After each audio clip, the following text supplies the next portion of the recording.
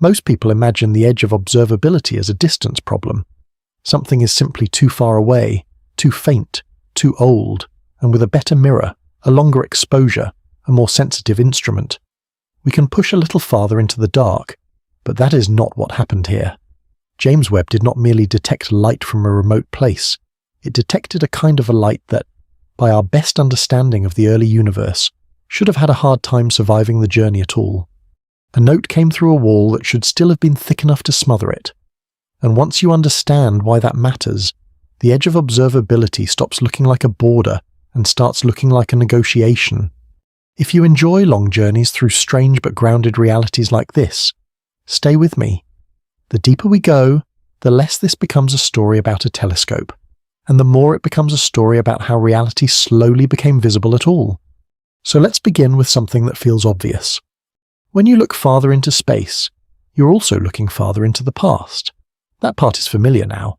Light takes time to travel, so the moon is a little over 1 second away, the sun is about 8 minutes away, nearby stars are years away, and distant galaxies are ancient even before we start counting how much the universe has expanded while their light was in transit. We speak about this so casually now that it almost sounds tame.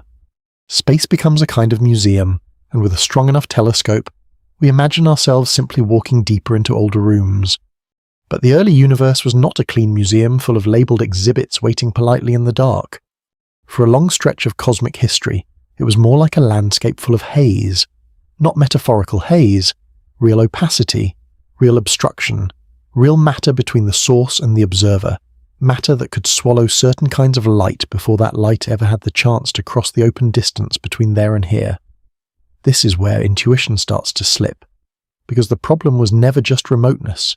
The problem was the condition of the universe itself. That is what makes this unusual detection so powerful. Webb observed a galaxy with the catalogue name JADES-GS-Z13-1, a dim, distant system seen from a time roughly 330 million years after the Big Bang. That sounds like a huge amount of time until you place it against the age of the universe today, which is about 13.8 billion years. Then the scale changes immediately. On a cosmic calendar, this is not some mature age of grand structure. This is extremely early. This is the opening stretch, the first days of January in a year-long analogy. The universe is still very young, still emerging, still unfinished in ways that matter for whether light can travel freely. And from that young galaxy, Webb detected strong Lyman-alpha emission. That name can sound technical, so strip it down to what matters. Lyman-alpha is a very specific kind of light associated with hydrogen, the most abundant element in the cosmos. It is the kind of signature astronomers care about because it can tell us about hot stars and gas and the conditions around a galaxy. But in the early universe, that same signature runs into a problem. The space between galaxies was still filled with large amounts of neutral hydrogen, and neutral hydrogen is very good at absorbing Lyman-alpha light. So if you detect that signature clearly from a galaxy this early, you are not just learning something about the galaxy, you're learning something about the medium it had to cross. Or perhaps more accurately, you're being forced to ask how it crossed at all. This is the center of the mystery, not a fake mystery, not a dramatic question pasted onto ordinary data, a real one, because the young universe was not yet broadly transparent to this kind of light.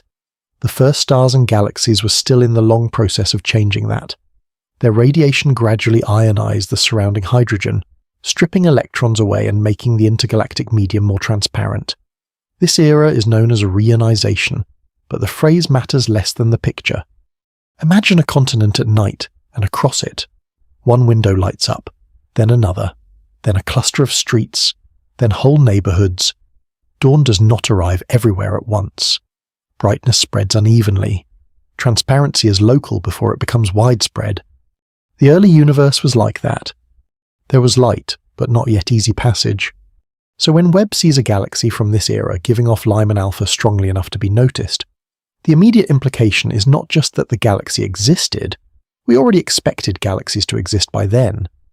The implication is that something about its surroundings may have been different enough, or energetic enough, to clear a path through what should still have been a difficult environment. That is why this detection matters far beyond one faint point of light. It may be evidence that this galaxy had carved out a surprisingly large ionized bubble around itself, a pocket of relative clarity inside a still murky universe. If that is the explanation, it is a beautiful one. It means this tiny system was not just shining, it was altering the conditions of visibility around it. And even that calm description contains something astonishing. Picture a distant lighthouse seen through heavy coastal mist. Usually the beam fades quickly into the grey. It reaches only so far before the air itself swallows it. Now imagine one light reaching far beyond where it should, not because your eyes improved, but because the lighthouse somehow cleared the mist around itself and opened a corridor through the weather. The observation is not just about brightness anymore. It becomes a story about environmental transformation. The source changed the medium. That is one leading interpretation. It is not the only one, and that matters too. The galaxy may contain an unusually intense source of radiation, perhaps even an active galactic nucleus, a region around a growing black hole capable of producing especially hard, energetic light. That kind of source might help explain why the signal was strong enough, or why the surrounding gas behaved differently from what simpler models would suggest. But even when scientists discuss these alternatives carefully, the pressure remains. A signal from that era arrived more clearly than many expected. However the details settle, the fact itself is telling us that the young universe may have contained local conditions more extreme, more varied, or more rapidly transformed than we were prepared to assume. And this is where the title begins to open up. Because the edge of observability sounds like the line where our instruments fail. In reality, it is also where the universe itself resists being seen. Distance matters, yes. Expansion matters. Faintness matters. But so does the texture of the cosmos between source and observer. Webb did not simply look far, it looked into an age when visibility was still under construction. That difference changes everything about how the story feels. A lot of popular coverage of deep astronomy quietly encourages the wrong image. It makes the universe sound like a static archive and telescopes sound like better flashlights. Increase the power, wait a little longer, and another layer appears. But the early universe was not waiting there in perfect clarity. Some of it was hidden not by lack of effort on our side, but by physical conditions on its own side. The darkness was not empty. It had structure. It had chemistry. It had absorption. It had timing. Which means observability has a history. There was a time when reality existed, but was not yet easily legible. That may be the strangest part of all. Not that the cosmos was once young, not that galaxies formed, not even that a spectral feature appeared earlier than expected. It is that visibility itself had to emerge. Transparency had to be made. The first luminous structures were not just things within the universe. They were participants in the gradual creation of a universe that could be seen across distance. And once that idea settles in, one small galaxy becomes much more than a record holder or an anomaly. It becomes a witness from an era when the cosmos was still teaching light how to get through. If you want to feel how early this really is, it helps to compress the timescale until the numbers stop floating and start pressing against the mind. The universe today is nearly 13.8 billion years old. JADES-GS-Z 13-1 appears to us from a time around 330 million years after the beginning. That is not the middle of the story. It is not even close. It is the age at which, on human terms, you would still be trying to decide whether the first structures had really settled into form. It is closer to cosmic infancy than cosmic youth. That matters because infancy is not supposed to look organized from far away. A new city does not begin with highways, districts, and lit windows stretching to the horizon. A forest does not begin old. A coastline does not begin shaped by centuries of tides. And for a long time, our picture of the early universe carried something like that same intuition. The first galaxies would exist, yes, but many would be small, young, fragile, chemically simple, and embedded inside a larger environment still thick with neutral hydrogen. Light from them would not only be faint, certain kinds of light would be easily trapped. So when Webb picked up this hydrogen signature, it was not merely a case of seeing one more distant thing. It was more like finding a clear voice in a room that should still have been full of static. To understand why, we need to stay with hydrogen for a moment, because hydrogen is not just another ingredient in this story.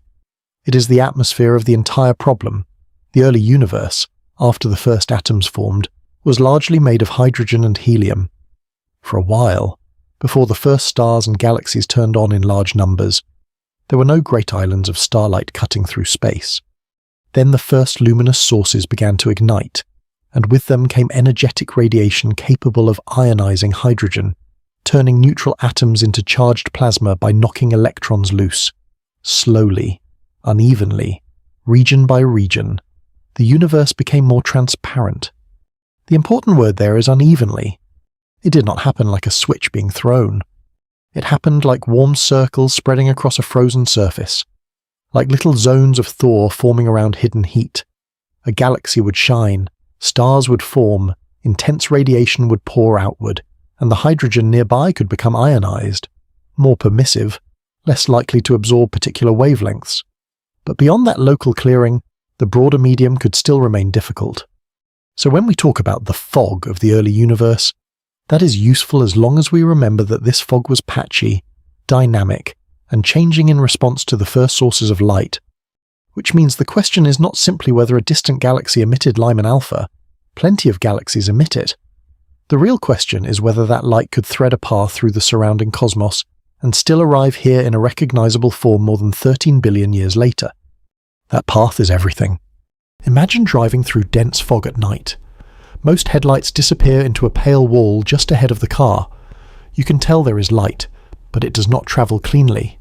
Then, under the right conditions, perhaps on a ridge or through a shift in the air, a beam suddenly reaches farther than you expected. You notice instantly because it violates the texture of the scene. The same source, a different medium. Suddenly, what seemed blocked becomes possible. The surprise is not that light exists. It is that passage opened. Webb's observation carries that same emotional structure. One beam reached farther. And because astronomers are not in the business of trusting first impressions, the path to this result matters. The galaxy was not simply spotted and declared extraordinary on instinct. First came imaging, the deep, patient work of searching a tiny patch of sky with enough sensitivity to find objects so faint they barely separate themselves from the background. Then came spectroscopy, which is where the picture becomes much more solid. Spectroscopy is one of the most elegant tools ever built into science. A telescope gathers the light, but a spectrograph spreads it into a pattern, revealing which wavelengths are present and which are not. In that pattern, astronomers can identify signatures of atoms and infrared shift, distance, motion, and physical conditions.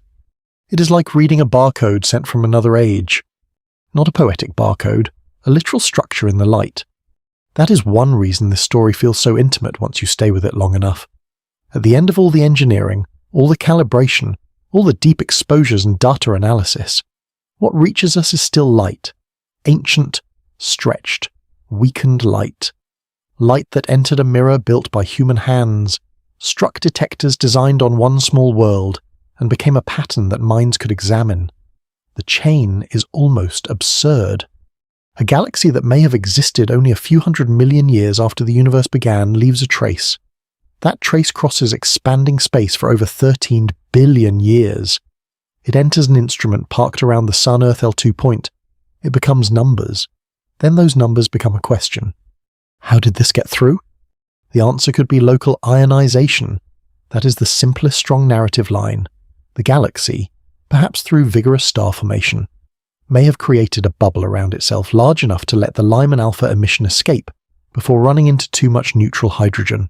In other words, it may have punched a temporary corridor through an otherwise difficult environment.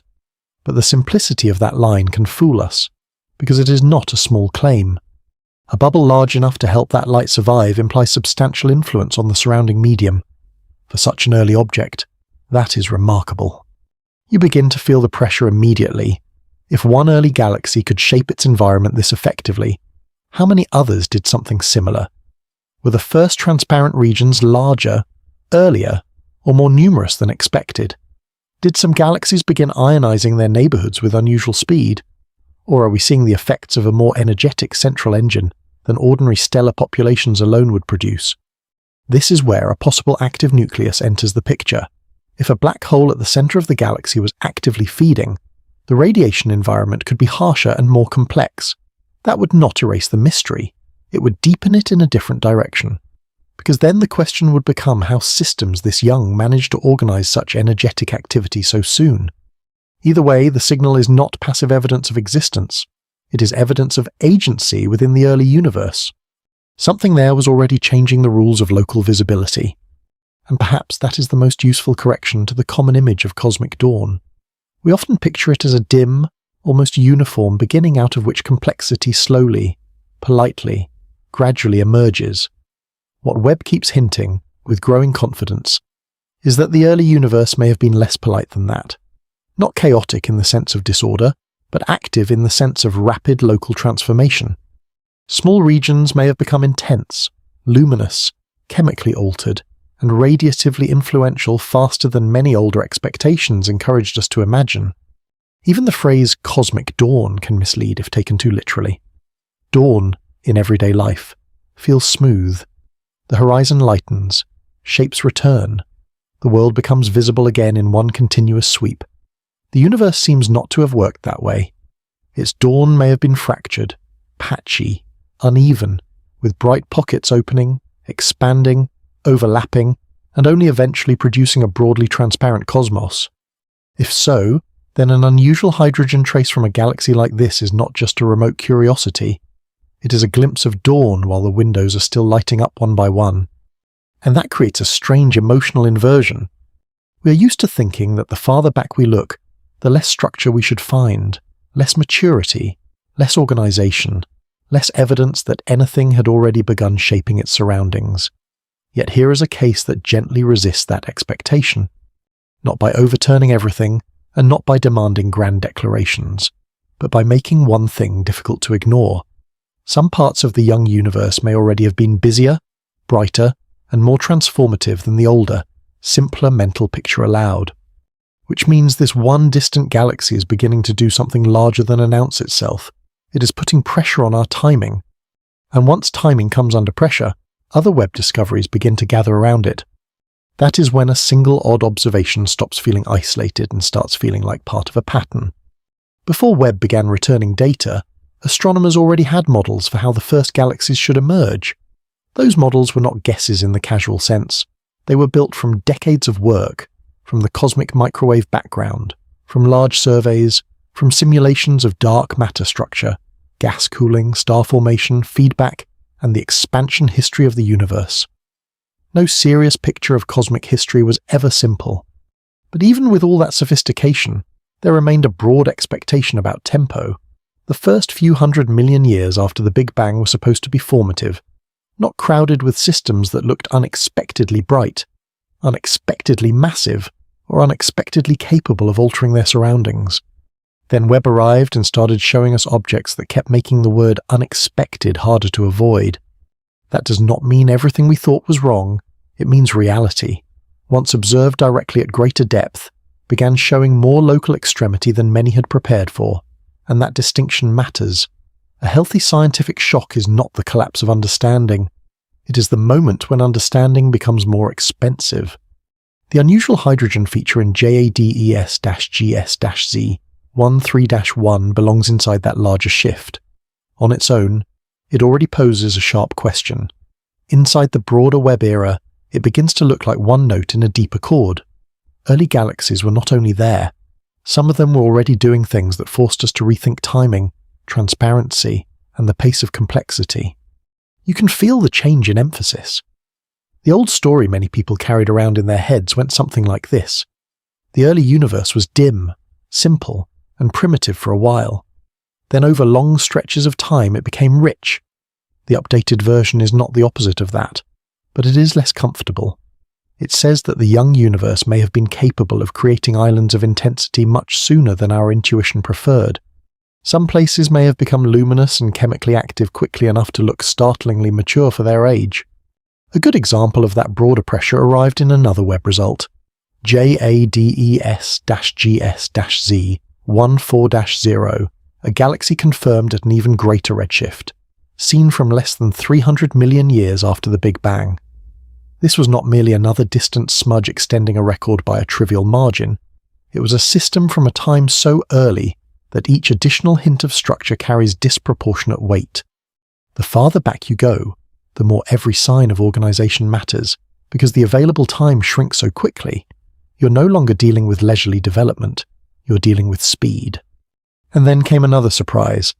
Observations associated with that galaxy revealed oxygen. That detail lands quietly at first, but it should not. Oxygen is not a primordial element from the earliest moments after the Big Bang. The early universe made mostly hydrogen and helium, with tiny traces of lithium.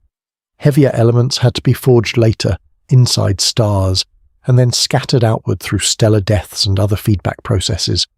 So if you find oxygen in a galaxy seen from this early epoch, you're looking at evidence that stars had already formed, lived, processed material, and enriched their environment with products of nucleosynthesis. It is like arriving at a settlement you thought would still be little more than fresh timber, and finding not only fire but ash, metal, and signs of prior construction. That does not mean the galaxy was ancient in any ordinary sense. It means enrichment had happened fast. This is where the script of the universe becomes harder to read in a linear way. We like beginnings to be clean. We expect infancy to look unfinished. But these early systems seem willing, at least in some cases, to move with startling speed. They condense. They form stars. They produce radiation. They alter gas. They seed heavier elements. They create environments that begin to look less like first drafts and more like compressed histories. Now place that beside the unusual Lyman-alpha trace. A galaxy from around 330 million years after the Big Bang may have been clearing a passage through the surrounding hydrogen, and another from under 300 million years appears to show evidence of substantial prior stellar processing, separate findings, different emphases, but together they lean in one direction. The early universe may have contained pockets of accelerated development, not everywhere, not all at once, but enough to matter. This is the point where it becomes tempting to overstate things, and that temptation has to be resisted. We do not need slogans about cosmology being overturned to understand why these observations are powerful. Science is not made stronger by pretending every surprise is a revolution. In fact, the real drama here is calmer than that and more convincing. Our models were built to describe a universe governed by known physics, but the parameter space of the early galaxy formation may be richer, less uniform, and more locally intense than we had directly observed before. That is not failure, it is contact. Reality rarely yields its full texture in advance, and Webb, more than any previous observatory in this range, has begun forcing that texture into view. Part of why this feels so different is Webb's design. Not because the telescope is magical, and not because technology solves every mystery just by existing, but because it was built for exactly the kind of light the early universe sends us now.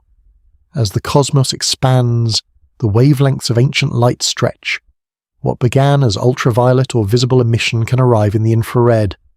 A telescope optimized for infrared, with a large segmented mirror and instruments sensitive enough to work on unimaginably faint targets, can recover information that older observatories could only hint at.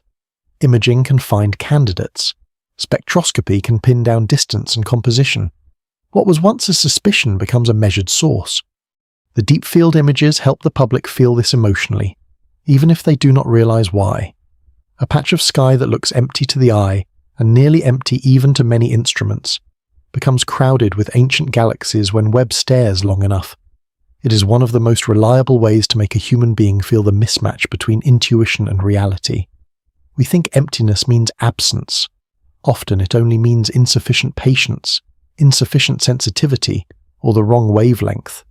Still, even that image is incomplete, because it risks turning the story back into a simple triumph of reach, as if all we needed was to collect dimmer photons and the past would unfold obediently. But the unusual line from JADES-GS-Z13-1 reminds us that sensitivity alone is not the whole story. Some of the past does not merely fade, some of it resists transmission. It passes through conditions that can erase the very features we most want to read. So when one of those features survives, the observation tells us two things at once. It tells us about the source, and it tells us about the intervening universe. That dual meaning is what gives this detection its unusual force. We are not just looking at a galaxy. We are looking at a relationship between a galaxy and its cosmic environment at an age when that environment was still changing state. It is like finding not just a lighthouse, but proof that the weather around it had shifted in ways you did not expect. Once that is clear, the edge of observability becomes stranger again. It is not the last place from which light can arrive. It is a moving shoreline shaped by what kinds of light survive, what kinds of matter stand in the way, and how quickly the first luminous structures learn to rewrite their surroundings. The boundary moves because the universe moves. It moves because transparency itself has a history. It moves because seeing farther is inseparable from understanding what once made sight difficult. And all of this begins with something so small on an image that, without context, you could mistake it for almost nothing. A tiny reddish source, a spectral trace, a clue that the darkness of the young universe may have been breaking open faster and less evenly than we imagined. Which raises a question that is more unsettling the longer you sit with it. If a galaxy this early could help clear its own corridor through the haze, what did the wider landscape of reionization actually look like from the inside? From the inside, it would not have looked like a smooth awakening. It is easy, from a great distance, to flatten history into gradients. We do it with our own past all the time. A century becomes a mood, a civilization becomes a style, a revolution becomes a date. The same thing can happen in cosmology. We say, the universe reionized, and the phrase sounds almost like a single event, as if some invisible threshold was crossed and the whole cosmos quietly changed state. But if the new Webb results are pushing us anywhere, they are pushing us away from that neatness. Reionization was probably messy. Not messy in a careless sense. Messy in the way weather is messy, coastlines are messy, and the growth of cities is messy, patchy, uneven, local before global. A region around one bright source might become transparent while another, not very far away in cosmic terms, remained difficult for light to cross. One young galaxy could be buried in surrounding neutral hydrogen, its emissions damped, blurred, or erased. Another could sit inside a clearing it helped create, turning the same basic kind of light into something detectable across 13 billion years. That is one reason the Lyman-alpha detection matters so much. It hints that the map of the young universe was not only changing with time, but changing in a lumpy, territorial way. Not a universal morning arriving at once, but scattered islands of visibility slowly widening and eventually overlapping. If you were there would be no grand overhead view, no cosmic infographic. You would not know you were inside an era called reionization. You would only know the local conditions, whether surrounding gas was neutral or ionized, whether nearby stars and galaxies had already transformed the medium, whether certain wavelengths could move cleanly or died almost immediately. In that sense, observability has always been local before it becomes universal. It starts as pockets of permission. That is a strange idea to hold in the mind, permission. We usually think light just goes, emit it, and it travels. But in the early universe, some light had to earn its route. This is where the common phrase seeing back to the beginning becomes more misleading than useful. Webb does not just look back, it listens through conditions. It gathers traces that survived a difficult medium. Sometimes those traces are exactly what expected models would allow. Other times, one appears from farther or earlier or more clearly than the prior mental picture had room for. The real surprise is never just distance, it is survival. And survival, in this case, tells us something about the geography of the dawn. Imagine flying over a vast frozen sea at night and noticing that the surface is not uniformly dark. In scattered places, there are openings in the ice. Here and there, exposed black water. Some are small and isolated, others seem wider, as if hidden heat below has already been working for some time. The ice still dominates the whole scene, but the future is visible in patches. That is a better emotional picture for reionization than a simple fade from dark to light. The universe was opening in spots. A galaxy like JADES-GS-Z13-1 may have lived inside one of those openings, or may have helped create one. The distinction matters scientifically, but even before the details settle, the implication is already large. It means the first luminous structures were not merely passive markers in time, they were environmental forces. That changes how the early universe feels. Instead of a long quiet waiting period followed by mature structure much later, we begin to see something more dynamic. Gas collapsing into dark matter halos, stars igniting, radiation escaping, bubbles expanding, perhaps black holes feeding, heavy elements beginning to circulate, local conditions diverging sharply from place to place. The infant universe starts to look less like a blank page and more like a landscape where change begins wherever enough intensity gathers. This also explains why astronomers care so much about more than one kind of observation. Imaging alone can suggest there is something there, but it cannot always tell you what kind of environment it inhabited. Spectral signatures matter because they carry both identity and context. A line is never just a line. It is a statement about what was emitted, how it was stretched by expansion, and what the intervening medium allowed to pass. Light is not merely evidence of origin. It is evidence of the journey. That journey is part of the beauty here. We are talking about photons released when the universe was only a small fraction of its current age. They left a galaxy before the Milky Way existed in anything like its present form, long before Earth formed, long before our species evolved, long before anything like human language, writing, or memory. They travelled as space itself expanded beneath them, their wavelengths stretched, their energy reduced, their original context transformed. And after all that, they still carried enough structure that we could read them. That alone would be extraordinary. But the deeper wonder is that one of the things they carried may have been a sign of a transparency problem being solved unusually early. Not solved everywhere, just there, or there enough. You can feel how much depends on timing. Give a young galaxy another 100 million years, another 200 million years, and all of this becomes easier to imagine.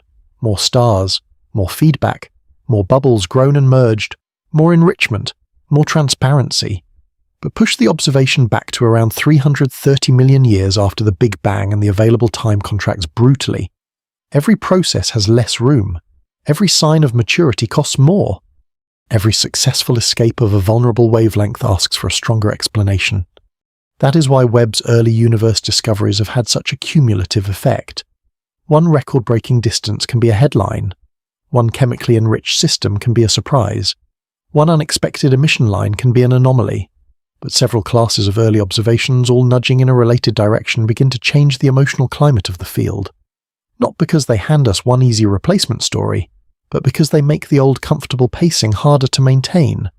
Something in the early universe may have happened faster, or more unevenly, or under conditions that let the rare, intense cases matter more than we appreciated. Those are not interchangeable possibilities. They point to different physical emphases. Perhaps star formation in some halos was unusually efficient. Perhaps dust and gas geometry let radiation escape more effectively. Perhaps accreting black holes played a larger role in some systems. Perhaps the topology of Reionization was more porous in certain regions. Perhaps several of these were true at once. The point is not to force one answer before the evidence is ready. The point is to feel the pressure correctly. The pressure is on simplicity. That is often how progress arrives in science, not by replacing ignorance with certainty in one clean move, but by replacing a smooth mental picture with a rougher, more faithful one. A rougher picture can actually be a deeper one. It can hold exceptions. It can hold local intensity. It can hold the possibility that the first few 100 million years were not governed by one tempo everywhere. If you stand under a clear night sky, none of that is visible to the eye. You do not see ionized bubbles. You do not see neutral hydrogen swallowing ultraviolet light. You do not see red-shifted spectral features arriving in the infrared. The stars above seem immediate, even when they are ancient. Space looks open, even when its history includes whole eras of opacity. That contrast is part of what makes this subject emotionally powerful. The sky feels simple because human perception is narrow. Reality is more complicated and more interesting than the body can feel unaided, which is why instruments matter so much. They do not replace wonder. They discipline it. They let us attach feeling to evidence instead of fantasy. Webb is not valuable because it gives us new adjectives for the cosmos. It is valuable because it gives us new contact with what the cosmos actually did. And what it may have done, very early on, is create windows in the haze sooner than expected. Once that possibility enters the frame, another question follows almost immediately. If visibility was emerging patch by patch, what kind of source was powerful enough to open one of those patches so early? Power in this context does not mean violence. It means influence over the medium. It means the ability of a source to change what kinds of light can move through its surroundings. That distinction matters. because when we picture a young galaxy, it is easy to imagine something fragile, half-formed, barely holding together. And in many ways, early galaxies were fragile. They were smaller than the giant systems we know later. They lived in a denser, more turbulent universe. Their stars could ignite and die with astonishing rapidity. Gas could pour in, heat up, get blown back out, collapse again. These were not calm places, but fragility and influence are not opposites. A small fire in the right room can change all the air. So what kind of source could clear a path through early hydrogen? The most conservative answer is simply a vigorous burst of star formation. If a young galaxy forms enough hot, massive stars, those stars produce intense ultraviolet radiation. Massive stars do not live long. They burn fast, die early, and in that speed lies their importance.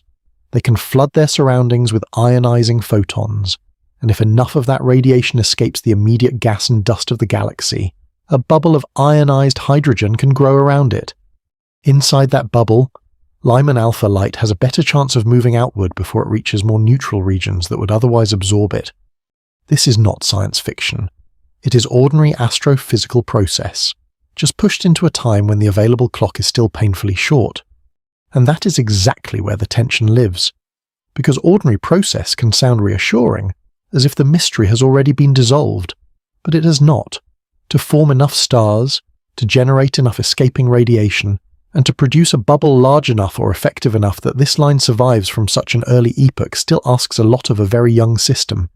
It is one thing to say a mechanism exists, it is another to feel how hard the timing is. The universe at 330 million years old is not a universe with leisure. Everything is compressed, gas must cool, halos must gather matter, stars must ignite, radiation must break into the surroundings, local structure must emerge against the backdrop of an intergalactic medium that is still, in many places, much less forgiving than it becomes later. That is why the signal keeps its force even when you strip away the dramatic language. The explanation may be natural, the timing is still fierce. There is another possibility, and it changes the flavor of the story without making it less grounded. The source may have included an active galactic nucleus, a central region powered by material falling onto a growing black hole. Black holes are often spoken about as if they only consume, but in practice, when matter spirals into one, the process can produce intense radiation and outflows. A feeding black hole can become one of the brightest things in a galaxy. If something like that was happening in JADES-GS-Z13-1, then the local radiation field could have been harder, more penetrating, and more capable of affecting the surrounding gas than a simpler stellar picture might imply. That possibility is fascinating for an obvious reason. It would mean that not only stars but black hole growth may have joined the cosmic story of local clearing at a remarkably early time. Yet even here, the right emotional tone is restraint. This is not a cue to declare hidden monsters in the dawn, or to turn one spectral feature into a cinematic villain. The real interest is subtler than that. It is the possibility that the early universe assembled energetic engines sooner, or in more varied forms, than the older simple picture encouraged. The more closely we look, the less the first few 100 million years seem like a quiet waiting room. They begin to resemble a compressed workshop full of rapid construction. You can feel how different those two emotional worlds are. In one, the early cosmos is mostly blank and only gradually becomes active. In the other, activity begins as soon as conditions allow it, and some regions move with startling speed. The first version is easy to visualize because it behaves like a gentle fade-in. The second is harder because it asks us to imagine a universe that is still globally immature while already locally intense. But reality often works that way. On Earth, too, large systems can be young overall while containing pockets of startling development. A frontier town can still have a furnace. A coastline can still have one bright harbour. One district can light up while the wider land remains dark. That may be the right intuition here. Not maturity everywhere, intensity somewhere. And this is why astronomers are careful with language like record-breaking or most distant. Those phrases are useful, but they can accidentally flatten what is really happening. The excitement is not just that one object sits farther away than another. The excitement is that these objects, once studied in detail, seem willing to reveal environments, chemistry, or radiative behavior that feel costly for their age. Distance gets the headline. Physical implication is the real story. The same goes for the term anomaly. An anomaly can sound like a mistake, or a glitch, or an embarrassment for the theory. Sometimes it is none of those. Sometimes it is the moment when the universe stops being generic. An anomaly is often where local conditions become visible. It is where the smooth average picture gives way to actual geography. That may be the most important mental shift in this entire story. The early universe was not a single mood, it was a terrain. Some parts may have been dimmer, quieter, more neutral, more opaque. Other parts may have been crowded with hot stars, radiation leaks, gas outflows, perhaps growing black holes, and local transparency that arrived ahead of schedule. Webb is not only finding distant galaxies, it is beginning to reveal the unevenness of the dawn. And once you let that unevenness into your picture, many things that felt abstract become much easier to feel. Reionization stops being a chapter title and becomes a landscape event. Redshift stops being a dry number and becomes the stretched remnant of an actual journey. Spectroscopy stops sounding like a technique and starts feeling like the only way to know what kind of environment we are really looking at. Even the word detection changes. Detection is not a simple yes. It is a filtered victory over distance, faintness, absorption, and time, which makes the object itself strangely intimate again. On an image, this galaxy is tiny, a little reddish source, barely more than a hint. There is no majestic spiral visible to the eye, no grand structure the public could admire without explanation. Most of the emotional weight has to be earned by understanding. Yet once that understanding clicks, the speck becomes enormous in meaning. It may represent not just a place, but a condition. Not just a young galaxy, but evidence that local transparency in the universe could emerge sooner than the wider average would suggest. That is what I mean by power here. The power to alter what can be seen. And there is something quietly moving in that idea, because it reaches beyond astronomy without leaving evidence behind. We tend to think of knowledge as extraction. We point an instrument, gather data, and take information from the world. But this story reminds us that reality has its own side of the transaction. Things must become visible. Conditions must permit legibility. In the early universe, some of the first galaxies may have participated in building the very transparency that later observers depend on. They were not just shining into space, they were helping make space see-through. And if that sounds too elegant, it helps to remember how contingent it all was. A little less escaping radiation, a slightly different gas geometry, a somewhat more neutral surrounding medium, a different local history. The line might not have reached us clearly enough to notice. Another early galaxy, no less real, might remain hidden from this particular form of detection simply because its environment swallowed the same kind of emission more effectively. Observability is not a census. It is a selection shaped by conditions. That thought should slow us down in the best way.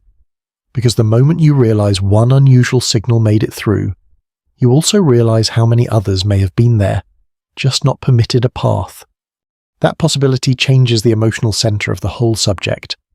We usually treat astronomy as if it were a simple inventory of what exists.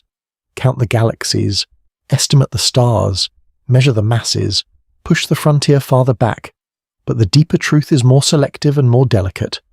We do not see everything that is there. We see what survives the journey under specific conditions, at specific wavelengths, through specific epochs, with specific instruments. The universe is not a transparent archive waiting to be opened. It is a layered environment where some messages travel and some are lost. That makes Webb's unusual detection feel less like a trophy and more like an exception with consequences. Because once one line appears from an age when many expected it to be suppressed, you are forced to hold two realities at once. One is the object we detected. The other is the unseen population of objects whose corresponding emissions may never have reached us in the same way. One source had a corridor, many others may not have. One source may have lived in a local clearing. Others may have remained buried in surrounding neutrality, no less real, no less important, simply harder to read from where we are. In other words, the edge of observability is not only about how far reality extends, it is also about how unevenly reality grants access. That is a profound correction to the intuitive picture. It means the young universe may have been full of things already happening beyond our immediate reach, not because they were too distant in some clean geometric sense, but because the medium between them and us was still selective about what it allowed through. The difference matters. Distance alone suggests patience solves everything. Selection suggests patience has to be married to interpretation. This is why a single spectral feature can carry so much weight. Not because astronomers are desperate for mystery, but because certain lines are unusually informative. Lyman-alpha is one of them. It tells a story at multiple scales at once. It tells you hydrogen is involved. It tells you there is energetic activity associated with stars or gas. It tells you about redshift when measured properly. And in these early epochs, it also tells you something about the transparency of the surrounding universe. The line is not just a note from the source, it is a note from the medium. That gives the detection its peculiar force. It is simultaneously local and cosmic. The source itself may be a small young galaxy. The implication stretches across the state of the universe at that time. You can compare it to finding a letter in a bottle on a shore and realizing the ink is less interesting than the fact that the bottle crossed an ocean current no one thought would carry it that far. The message matters. The route matters just as much. In a sense, the route is the story. And routes in the early universes were changing. One of the most important habits in astronomy is to avoid confusing visibility with abundance. What we see most clearly is not automatically what existed most commonly. Bright objects are easier to find than faint ones. Certain spectral features are easier to confirm than others. Some environments reveal themselves more readily, some hide. A galaxy that carves out or inhabits a transparent bubble may advertise itself in ways that another equally distant galaxy cannot. So every new frontier observation has to be handled with a kind of double awareness. We're learning about the cosmos, but we're also learning about the filter through which the cosmos becomes legible. This is another reason Webb has been so transformative. Its power is not just that it sees farther, it lets us start measuring the shape of the filter itself. By seeing candidates at extreme redshift, confirming some spectroscopically, and teasing out features that relate not only to their internal properties, but also to their surroundings. Webb begins to turn the early universe from a vague silhouette into a textured environment. Not a solved environment, a textured one. The difference is everything. Texture is where real understanding begins. Think of how a foggy landscape changes as you approach it. From far away, it looks like one soft layer. As you come nearer, you notice depth. Patches where the air is thinner, low valleys where mist gathers more thickly, trees appearing and disappearing, light beams behaving differently depending on angle and distance. The landscape was never smooth. Your earlier view simply could not resolve the structure. The early universe may be turning into that kind of scene. Not a uniform murk, but a place with local geometry, local intensity, local transparency. And once that picture sharpens, something else happens. The tidal promise keeps growing. An unusual signal from the edge of observability is interesting when it sounds like a rare detection. It becomes much more interesting when you realize it may be evidence that observability itself emerged in fragments. The edge is no longer just far away. It is historically unstable. It is a condition being built in real time by the first luminous structures. That is one of those ideas that feels abstract until it suddenly doesn't. You can feel it in your own life. There are situations where something exists but is not yet legible. A city before dawn, a voice behind a closed door, a face seen through rain-streaked glass. The reality is there. The obstacle is not existence, but access. Then conditions shift. A window lights up, a door opens slightly, the rain eases. Nothing new had to be created in that instant. What changed was the path between source and observer. Cosmic observability works the same way, just on scales so large that the mind almost refuses to hold them. And yet the emotional logic remains familiar. A difficult world begins to disclose itself one clearing at a time. This helps explain why the most careful astronomers can sound both restrained and excited at once. Restraint comes from knowing how hard these frontier observations are, how cautious interpretation must be, how many alternative explanations need to be weighed, how often nature produces surprises that later settle into more ordinary mechanisms. Excitement comes from recognizing that even an ordinary mechanism, if it operates this early and this effectively, changes the map. The calmest version of the truth is still dramatic enough. A galaxy may have opened a channel through the young universe sooner than expected. Even spoken softly, that is a remarkable sentence. And because the field is careful, every such claim is tested from multiple directions. Is the distance right? Could the source be something closer masquerading as more distant? Could the line be misidentified? Could foreground effects be confusing the measurement? Could noise be sculpting a pattern that is less robust than it appears? This caution is not weakness. It is the method by which wonder is prevented from becoming fantasy. Frontier astronomy earns its right to astonish by trying very hard not to astonish itself too easily. That is why confirmed redshifts matter so much. That is why spectroscopy matters so much. It is why repeated observations and independent teams matter. When something strange survives that process, it begins to carry real weight. And the weight of this finding is not only technical, it lands in the imagination too, because it quietly dismantles a familiar emotional assumption that the early universe must have been uniformly hidden. Instead, what Webb is beginning to show us is a dawn with openings, not a wall, but a porous frontier. Porous is the right word here. It does not imply clarity everywhere. It does not imply easy seeing. It implies uneven permeability. Some wavelengths get through under some conditions. Some do not. Some galaxies advertise themselves in ways that others cannot. Some local regions become visible sooner. Some remain obscured longer. The cosmos is not simply dark or transparent. It passes through phases of partial permission. That makes every confirmed glimpse feel more personal somehow. Less like a census marker, and more like contact achieved under difficulty. Not just light arriving, but light arriving against resistance. And resistance is what gives the observation its emotional charge. If seeing farther were only a matter of building bigger mirrors, the story would still be impressive, but it would be cleaner, more mechanical, less alive. What makes this compelling is that the universe had to change state for this kind of signal to become possible.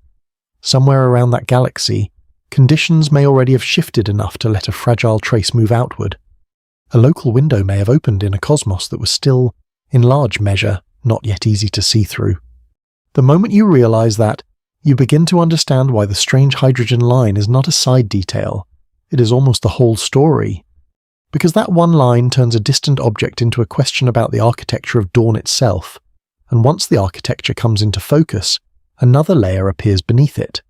If the first galaxies were already shaping visibility, then the early universe was not only forming objects, it was forming contrast, creating the conditions under which some parts of itself could begin to stand out from the rest. That may sound like a subtle distinction, but it changes the feeling of the entire era. Forming objects is one thing, forming contrast is another. A universe can contain stars, gas, and galaxies without yet making them easy to detect across immense distance. Contrast means separation. It means some regions have become luminous enough, or transparent enough, or chemically distinct enough, that they begin to declare themselves against the background. The first galaxies were not merely appearing inside the cosmos. They were beginning, in some cases, to alter the visibility of the cosmos itself. This is one reason the language of cosmic dawn remains useful despite its risks. Dawn is not simply the presence of light. Night skies still contain light. Dawn is the return of distinguishability. Shapes start to detach from darkness. Edges become possible. Distance regains structure. And what Webb is finding, piece by piece, is that the universe's own return of distinguishability may have begun in scattered, forceful, highly local ways. A signal like the one from JADES-GS-Z13-1 is compelling because it seems to belong to that moment of distinction. Not just light existing, but light escaping. Not just a galaxy forming, but a galaxy becoming legible. And legibility, once it enters the story, has a strangely human quality to it. We spend much of our lives mistaking what is available to perception for what is real. If something is hard to see, we quietly demote it in our minds. If it is easy to see, we grant it weight.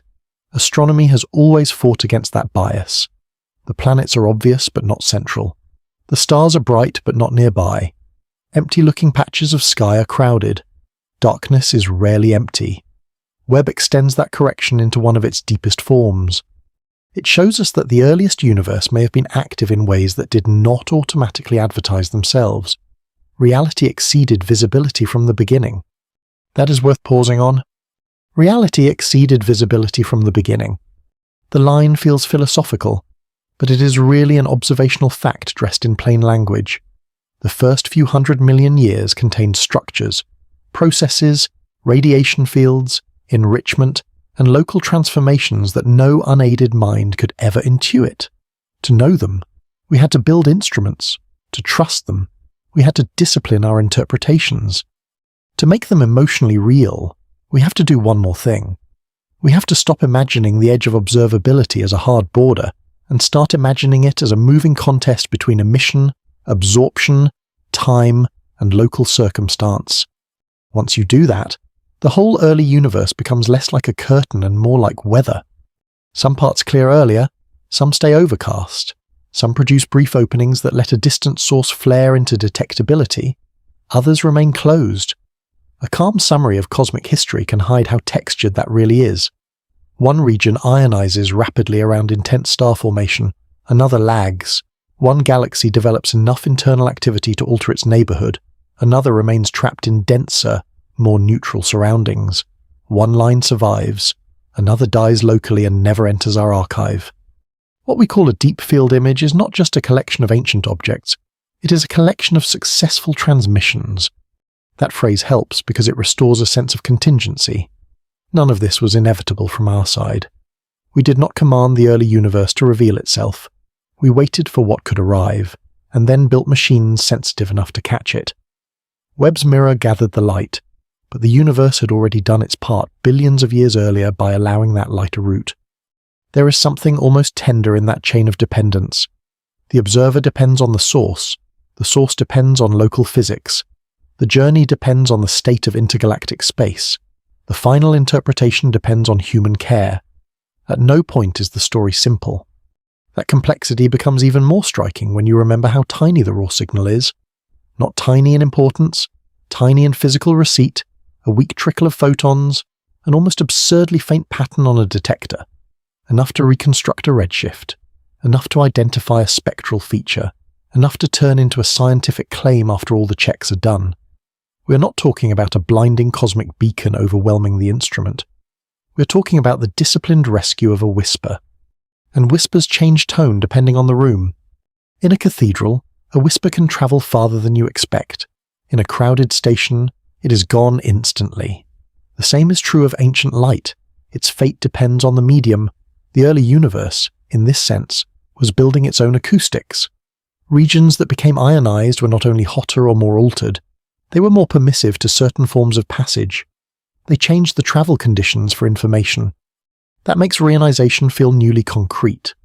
It was not an invisible technical process hidden behind jargon. It was the remaking of the universe as a communicative medium. A place that had once suppressed certain messages became, patch by patch, more willing to carry them. And as soon as you say that, you start to understand why one unusual line can be so emotionally loaded. It is a sign that communication from the dawn was already possible in at least some directions. Not easy, not universal, but possible. There is an important humility in that word too. Possible. Frontier science becomes untrustworthy when it rushes to inevitability. Better to stay with what the observation actually warrants. Something about this young galaxy and its surroundings allowed a vulnerable spectral feature to survive. The leading explanation is a local ionized region, perhaps supported by strong star formation, perhaps with additional complexity from a more energetic central source. The exact mechanism is still being worked out, but the larger implication already stands. The early universe may have opened pockets of transparency sooner than many expected. That is enough, more than enough. It does not need exaggeration, because the reality already has the right shape. A distant young galaxy, seen from near the dawn of structure, appears to have found a way to send us a line that should have struggled to exist in our data at all. You could build a whole emotional world out of that and never once leave the evidence. In fact, staying near the evidence makes it stronger, because the calmer the phrasing, the more fully the implication lands. We are not watching speculation race ahead of data. We are watching data force a new emotional honesty.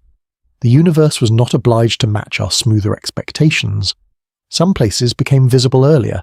Some systems became influential faster. Some regions may have looked less like a first sketch and more like a rapidly developing environment, already shaping what later observers could know. At this point, the story begins to turn inward again. Not inward toward ourselves in a sentimental way, but inward toward the act of observation. Because once you recognize that visibility itself has a history, you cannot quite look at a telescope the same way. A telescope is not merely an eye that sees farther. It is an instrument for interacting with the history of legibility. It is a device built to catch what the universe eventually permits to be caught. That is a much stranger role than the public image usually allows. We imagine telescopes as hunters of remote objects, and of course they are. But they are also historians of transparency. They tell us when certain kinds of messages became transmissible. They reveal not only where things were, but what the cosmos was like as a medium between then and now. Webb is especially powerful in that role because it operates in the infrared, where much of this ancient stretched light now arrives. The wavelengths have been pulled out by expansion during their long journey. What began in the ultraviolet or visible can reach us as infrared, and if you're not sensitive there, the message is effectively misplaced. The universe did not stop speaking, it changed pitch.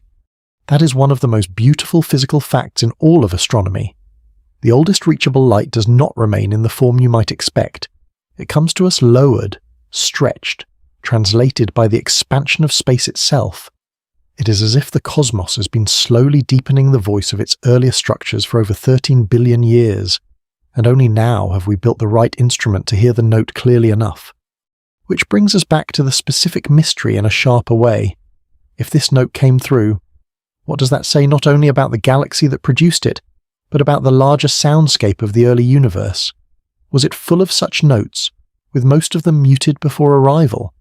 Or are we seeing genuinely rare openings, uncommon cases where local conditions became extreme enough to break through the haze ahead of schedule? The answer matters because it decides how we should imagine the dawn itself, as a landscape of many small permissions, or a place where only a few extraordinary sources managed to announce themselves early.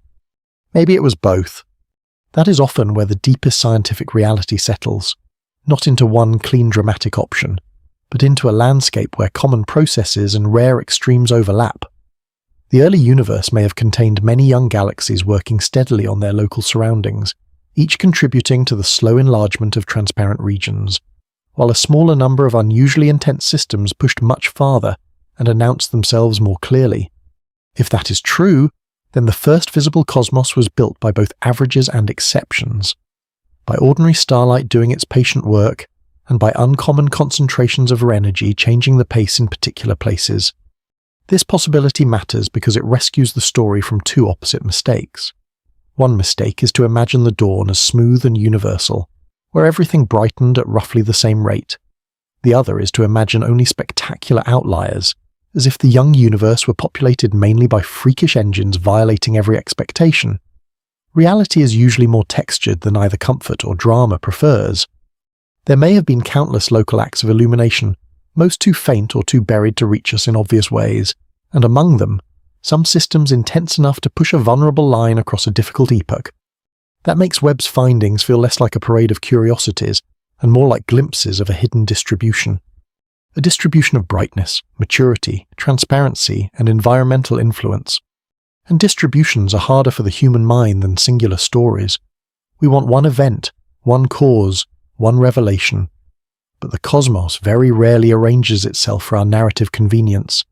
It gives us populations, biases, local conditions, and incomplete access. Then, gradually, with better instruments and better methods, some of the shape emerges. This is why a few record-setting galaxies can matter far beyond their individual existence. They are not just objects. They are hints about the tails of the distribution, the upper end of what early cosmic structure may have already been able to do. JADES-GS-Z13-1 matters in exactly that way. Whether its Lyman-alpha line escaped because of a large ionized bubble, an unusually energetic central source, a favorable gas geometry, or some combination of those factors, the detection points toward capacity for local transformation, capacity for early transparency, capacity for the young universe to produce, here and there, environments more permissive and more active than a smoother average picture would suggest. The same kind of lesson sits underneath the oxygen result in JADES-GS-Z14-0. Oxygen does not tell you that every early galaxy was chemically mature. It tells you at least some enrichment had already happened, and quickly enough to be visible at astonishing redshift. It tells you that star formation and stellar death were already old enough, in at least one place, to leave heavier elements behind. Again, the point is not uniform maturity, it is demonstrated capacity. This is how the entire early Webb era begins to cohere, not as a single claim that the old model failed, but as a growing dossier showing that the young universe had more headroom for rapid local development than many people instinctively assumed. The first few 100 million years were not just the beginning of things. They were already a time when some regions could accumulate intensity, alter gas, process elements, and perhaps even carve channels of visibility through the wider medium. And once you feel that, something subtle but important changes in the emotional temperature of the story. The early universe stops being merely primitive. Primitive can be a misleading word anyway. It suggests emptiness, simplicity, and waiting. But those are not the same thing. A young rainforest is not old growth, but it is not dead. A new city is not ancient, but it is not blank. A child is not mature, but not inert. The first few 100 million years after the Big Bang may have lacked the giant settled structures of later cosmic history, but that does not make them passive. Webb is teaching us to see that infancy, on these scales, may already contain surprising levels of activity. There is another implication here, one that hides inside the word edge. An edge sounds like the end of something, a final boundary, a line beyond which there is nothing for us. But in practice, edges in science are usually where selection effects become severe, where interpretation becomes more delicate, where the medium begins to matter as much as the source. The edge of observability is not a wall painted at the end of the universe. It is the place where seeing becomes conditional. Conditional on wavelength, conditional on local transparency, conditional on luminosity, conditional on exposure time, instrument sensitivity, and the courage to admit that some of what is there may not yet be passing through. Once you understand that, the phrase acquires a new emotional shape. The edge is not where reality runs out. It is where access becomes expensive. And that means every frontier detection contains two stories. The first is the object itself. The second is the price of its visibility. What conditions had to align for this source to make it into our knowledge? How much of the early universe remains less visible not because it is absent, but because its messages travel badly? How much of the young cosmos is still there in principle, but hidden by the very history of transparency that the first galaxies were gradually rewriting? These questions make the strange hydrogen line feel larger than a single measurement. They turn it into a clue about the archive we're building, an archive shaped not only by what existed, but by what could survive transmission. If you have ever tried to understand a distant event through damaged records, the emotional logic is familiar. A few letters survive. Some voices are preserved because their words were copied. Others vanish because the paper burned, the ink faded, the route failed, or no one nearby was listening. The record is real, but selective. Astronomy works the same way, except the archivist is physics. Neutral hydrogen preserves some things by suppressing others. Expansion translates wavelengths. Dusk can dim. Local geometry can favor escape or trap it. In the end, what reaches us is not the whole of what was. It is the surviving evidence. That is why careful interpretation matters so much at the frontier. Not because caution kills wonder, but because caution is what allows wonder to survive contact with reality. If we mistake visibility for totality, we flatten the past. If we mistake a rare success for a universal rule, we distort it. The right response is harder and more rewarding. Let the signal be specific. Let the uncertainty stay honest, and then feel how much even that honest fragment can imply. For the audience, this can be one of the most satisfying shifts in the whole story. At the beginning, the title sounds like it promises a weird object somewhere unimaginably far away. By this point, it should feel like something else entirely. The unusual signal is not simply weird because it is distant. It is weird because it carries evidence that the young universe had already started opening itself, in places, to certain kinds of passage. It is a message about the history of legibility. That phrase belongs here because it keeps us from drifting into the wrong kind of awe. The easy version of cosmic wonder says only that the universe is big and old. The harder, better version says the universe has phases in which even visibility changes character.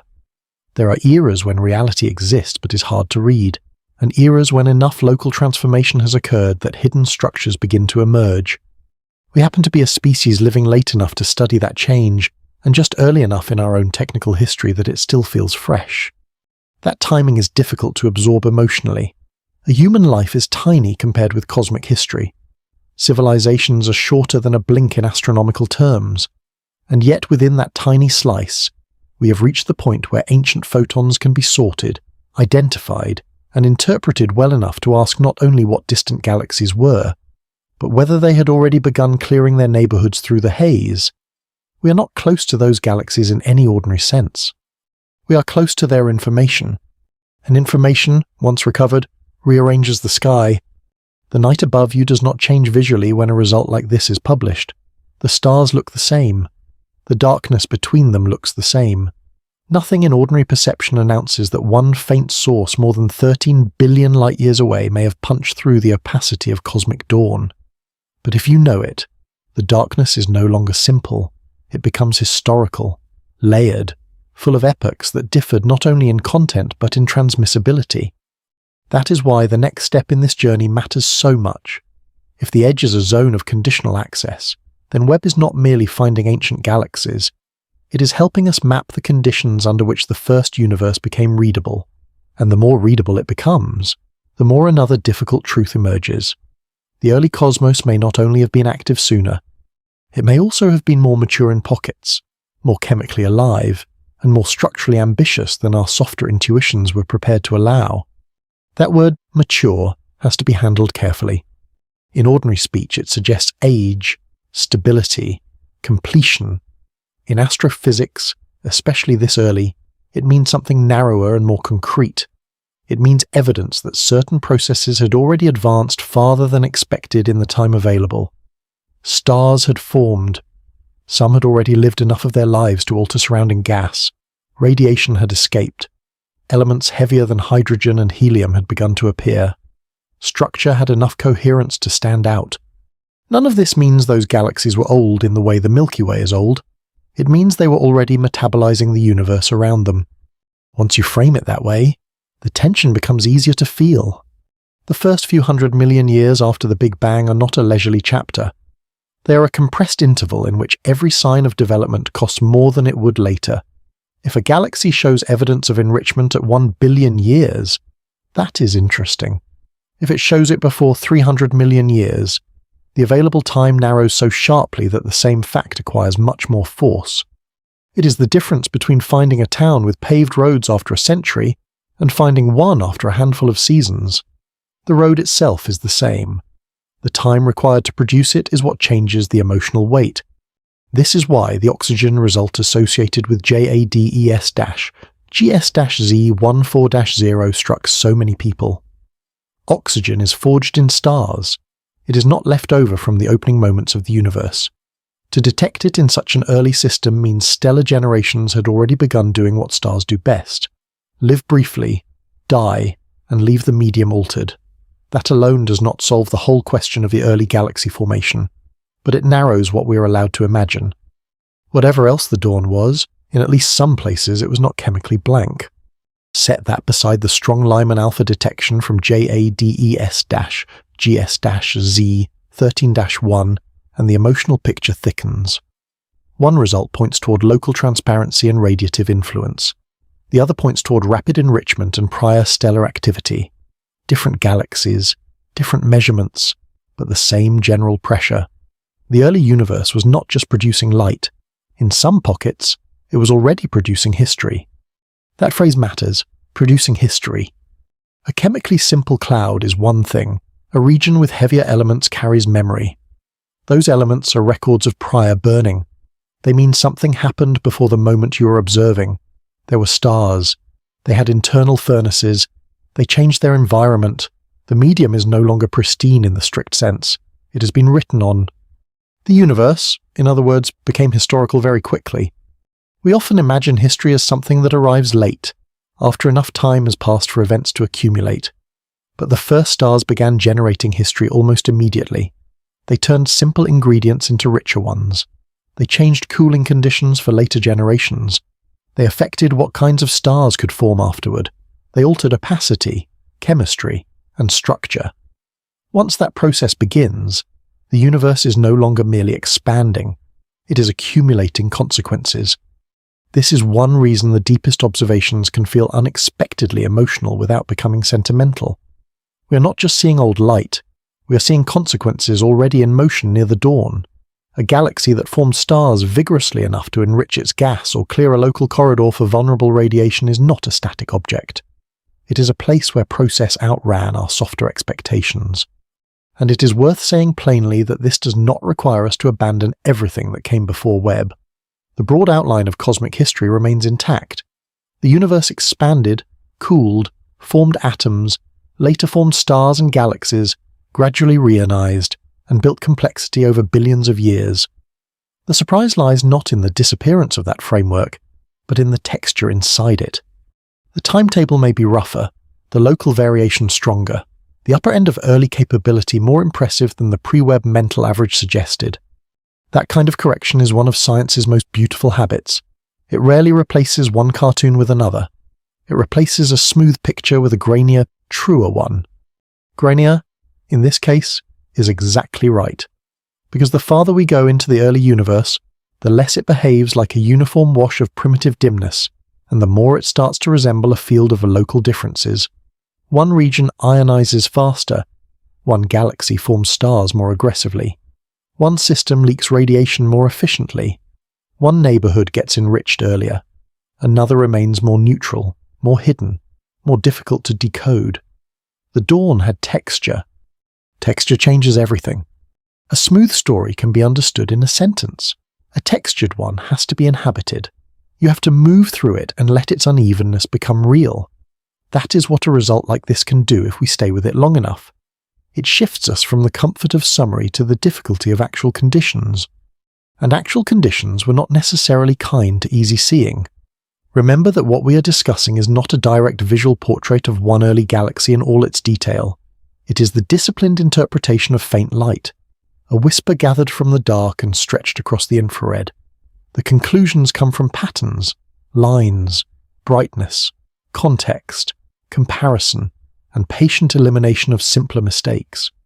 The object enters our knowledge not through spectacle, but through inference grounded in measurement. That, too, is part of the meaning here.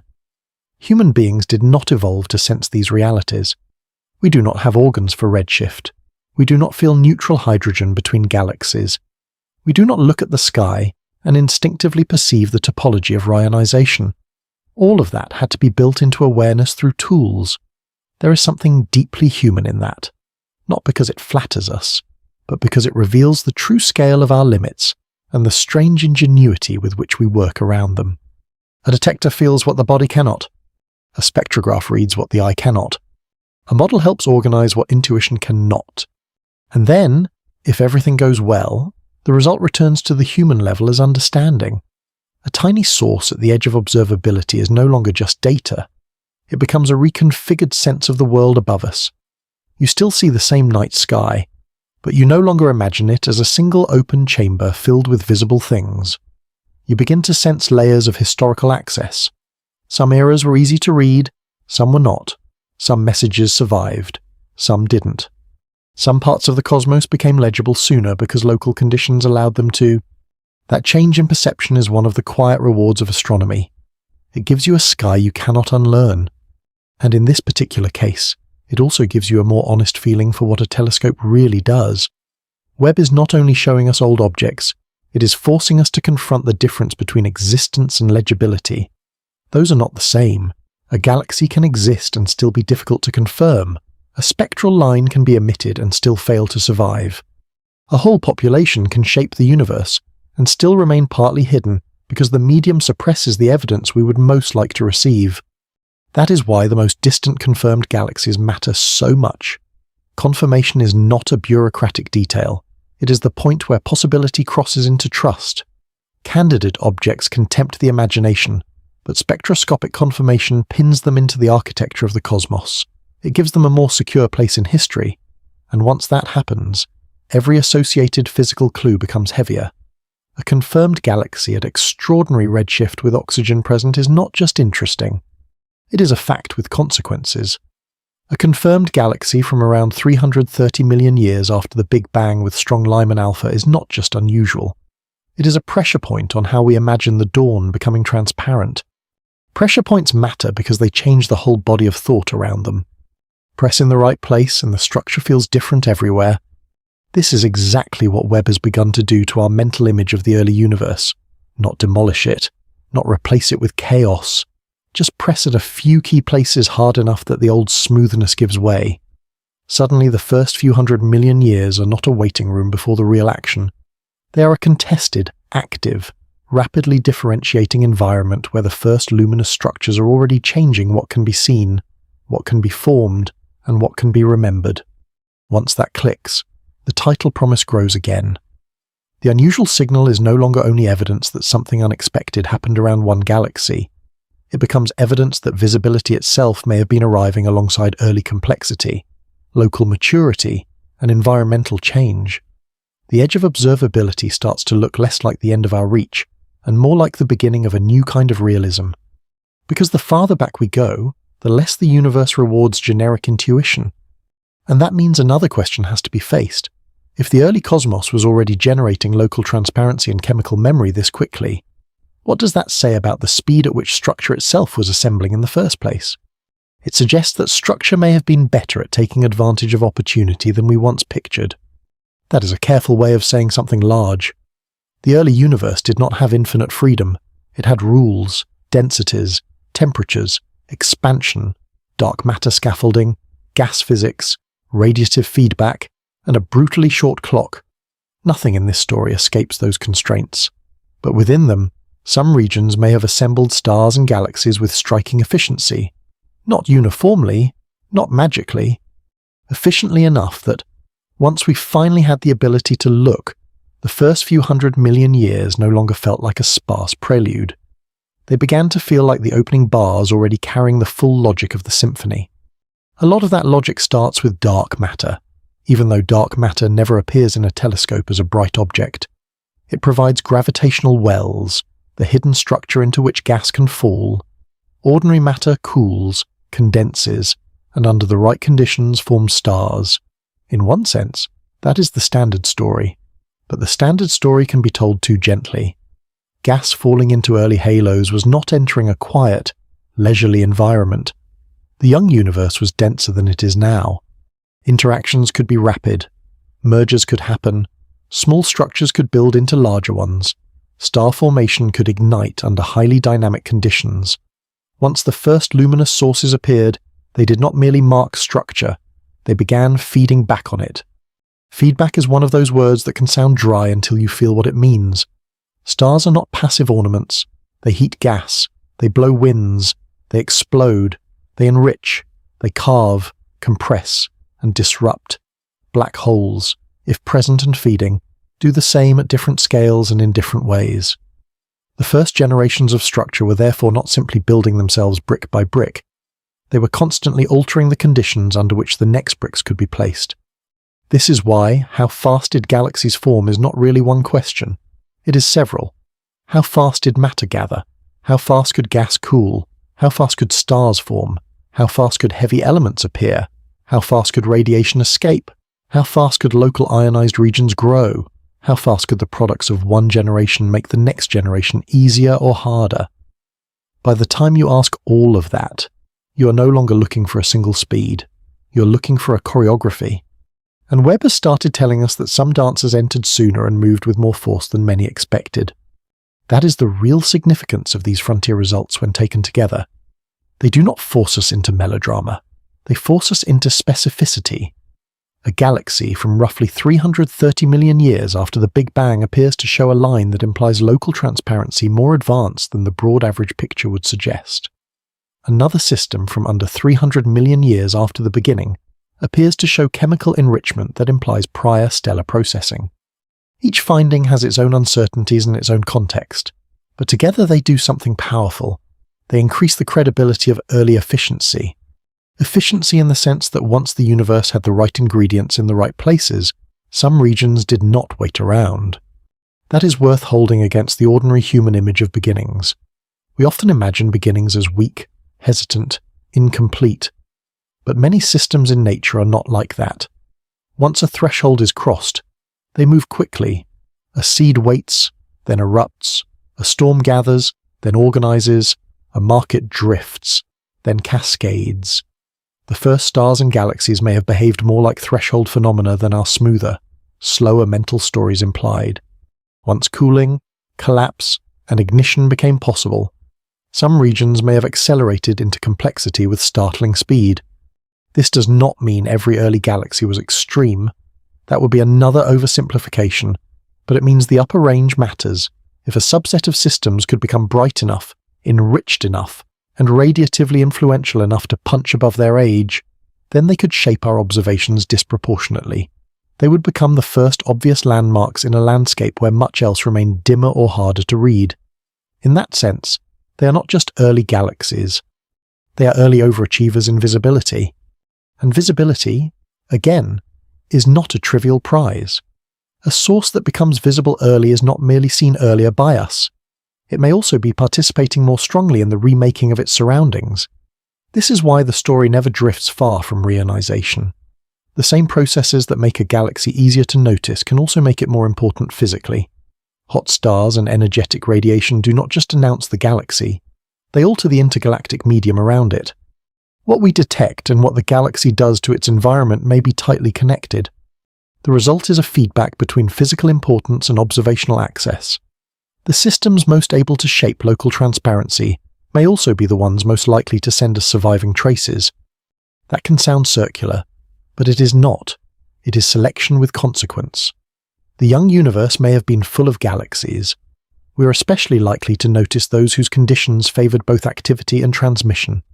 That means each unusual detection is a clue not only to what existed, but to how existence translated into legibility.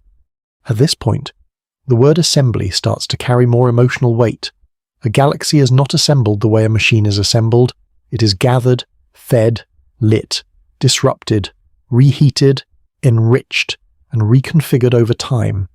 Early assembly, then, is not simply about building mass. It is about reaching enough internal complexity to alter your future. A galaxy that has formed stars can change its chemistry. A galaxy that leaks ionizing radiation can change its surroundings. A galaxy with a feeding central black hole can alter both its own internal environment and the region beyond it. When these capabilities appear early, time feels compressed not just quantitatively, but qualitatively. The universe begins to look precocious. There is no childishness in that word here. It captures something precise, a stage that should be early by age, yet shows behaviors we associate with later development. Precocity is not maturity in full. It is the emergence of advanced traits ahead of schedule. That may be one of the most accurate emotional descriptions of what Webb has been revealing. The young universe was, in places, precocious. And the emotional consequence of that is surprisingly deep, because it means the cosmos was never merely waiting to become interesting. Interest began as soon as conditions allowed it. Structure did not politely delay its ambitions. It started working immediately with whatever room physics gave it. This should change how we think about the phrase edge of observability. The edge is not simply where the universe becomes too faint to know. It is where the first signs of ambition become difficult to disentangle from the medium that carried them. A vulnerable line in a spectrum, a hint of oxygen, a brightness larger than expected, a candidate becoming a confirmation. These are not just remote facts. They are traces of early systems already exceeding the emotional schedule we had assigned to them. And emotional schedules matter more than we admit. Even people who know the science can carry hidden assumptions about pacing. Surely the earliest galaxies were mostly dimmer? Surely large ionized bubbles came later? Surely enrichment needed more time? Surely the first few 100 million years were more about setup than consequence? Then evidence arrives, and the word surely begins to retreat. That retreat is one of the healthiest things science produces. It is the replacement of generic certainty with textured contact. Not ignorance. Contact. The old framework remains, but it breathes differently now. It contains more local variation, more early capacity, more reason to suspect that some regions of the universe became structurally and observationally important with astonishing rapidity. There is a human analogy hiding here that does not cheapen the science. Sometimes what changes your view of a person is not learning that they exist, but learning what they had already survived by the time you first noticed them. A face becomes a history. A small detail becomes evidence of prior lives, prior decisions, prior pressure. The same happens with these galaxies. They are not just there. They already carry signs of what had happened before the light left them. A spectral line becomes a past environment. An element becomes prior generations of stars. A brightness becomes hidden rates of formation and escape. Suddenly the earliest visible galaxies stop being mere beginnings. They become compressed biographies. And if that is true, then the odd hydrogen trace from JADES-GS-Z13-1 is not just telling us that one galaxy managed to speak. It may be telling us that by 330 million years after the Big Bang, some parts of the universe had already learned to change the medium around them fast enough to make speech possible. That is a remarkable threshold to cross. A galaxy exists, then it shines, then, under the right conditions, it begins doing something more consequential than shining. It changes the odds that its own light, and perhaps the light of nearby sources, can travel through the surrounding universe. At that point, it is no longer just participating in cosmic history. It is changing the local terms of visibility inside cosmic history. The source becomes part of the medium's transformation. This is one of the reasons the early universe becomes more emotionally gripping the more closely we stick to the evidence. We are not looking at finished grandeur, we are looking at the beginnings of leverage. Tiny systems, by later standards, may already have been exerting influence that mattered far beyond their own immediate boundaries. Not everywhere, not all at once, but enough to leave traces that can still reach us now. When people hear about a strange result from deep space, they often expect the payoff to be some exotic object or bizarre new force. Usually the real payoff is subtler and better. Here, the drama is not that the universe did something impossible. The drama is that it may have done something difficult earlier than expected. That kind of surprise ages well, because it does not depend on theatrical wording. It depends on timing, mechanism, and consequence. And timing is still the wound in the story. The farther back you push a detection, the more every ordinary process starts to look extraordinary, simply because there was so little time available for it to unfold. That is why the early universe is such a high-pressure environment for interpretation.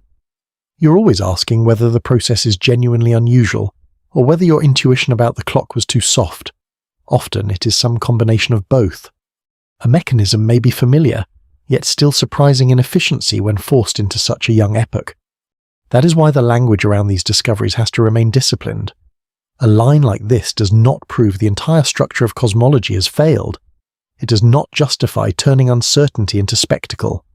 What it does justify is a sharper, more realistic picture of the young universe as a place of uneven acceleration. Some regions may have developed local transparency, energetic feedback, and chemical complexity with enough speed that our inherited emotional model of a long, slow, murky beginning is no longer adequate. Adequate is an underrated word in science. Most public pictures of cosmic history are adequate at a distance. They get the order roughly right: hot beginning, expansion, cooling, atoms, stars, galaxies, reionization, structure. But as soon as instruments become strong enough to test the details, adequacy stops being enough. The broad outline survives, and the texture becomes everything. The first galaxies do not all behave the same. The first transparent regions do not all arrive at once. The first enrichments do not all wait politely for our expectations to catch up. The universe was always allowed more variation than our summaries tend to grant it. And that variation is not an inconvenience. It is the whole beauty of the thing. A smooth story is easy to memorize, but it rarely feels alive. A textured story forces you to inhabit cause and consequence. It makes you imagine local conditions. It makes you ask what one galaxy's neighborhood felt like in physical terms. How dense was the surrounding gas? How many hot stars were forming? How much radiation escaped? Was there a central black hole contributing? How large could an ionized region grow before the wider neutral medium pushed back? How many neighboring sources might have helped? Once those questions enter, the early universe stops feeling like one dim epoch and starts feeling like a landscape under active negotiation. That word negotiation belongs here. The source negotiates with its own gas. Radiation negotiates with surrounding hydrogen. Light negotiates with expansion. Observation negotiates with faintness. Interpretation negotiates with uncertainty.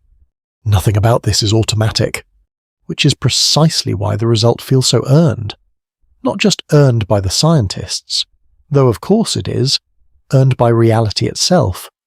For this particular trace to arrive in a form we could use, many physical conditions had to align across immense spans of time.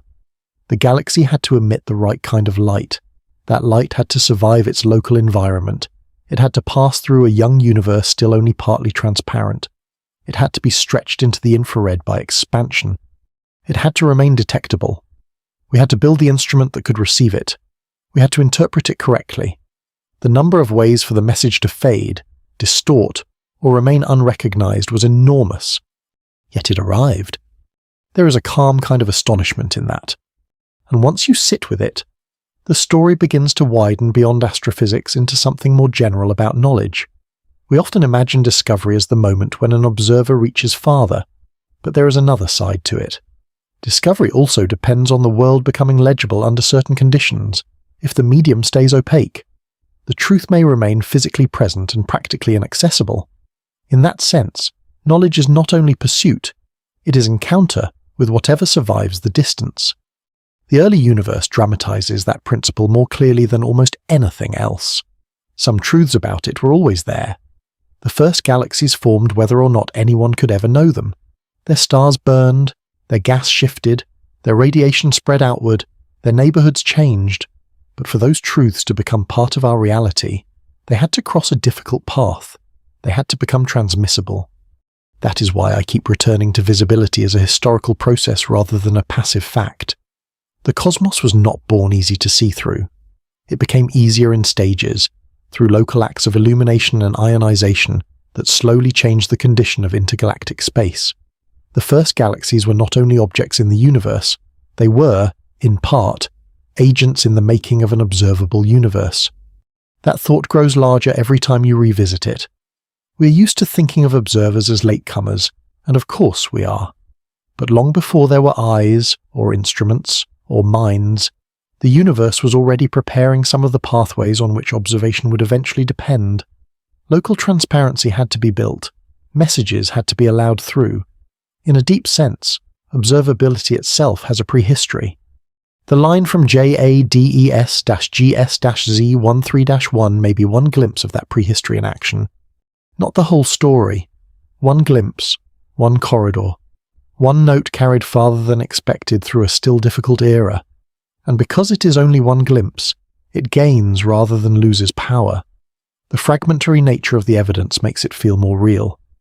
We are not watching an omniscient system reveal a finished blueprint. We are watching one disciplined piece of evidence force a larger honesty about what the dawn may have been like. This is where the broader Webb pattern becomes emotionally indispensable. If the unusual hydrogen line stood alone in a universe otherwise behaving exactly as our simplest intuitions preferred, it would still be interesting, but it would feel isolated.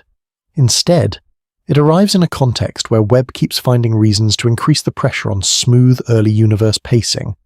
Distant galaxies brighter than many expected. Systems appearing chemically less pristine than the age would lead a casual mind to assume. Confirmed sources at redshifts that were once mostly theoretical ambitions. The effect is cumulative, not because each discovery says the same thing, but because they rhyme.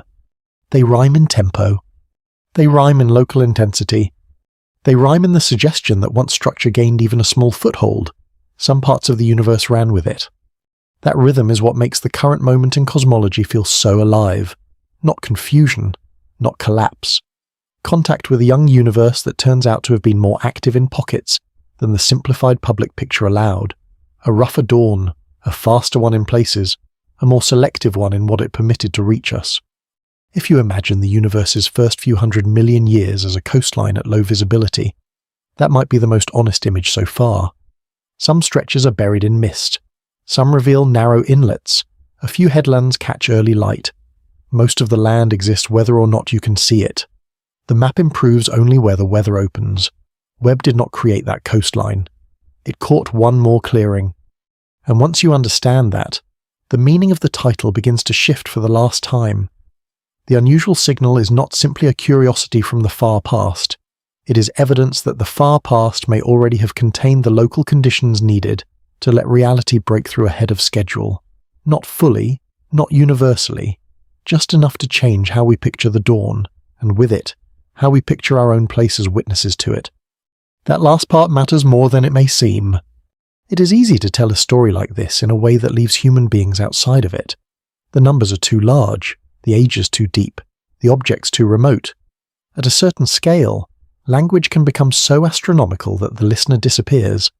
But the emotional force of this subject depends on keeping the human frame present without shrinking the cosmos to fit it. We are not central. We are not necessary to the dawn.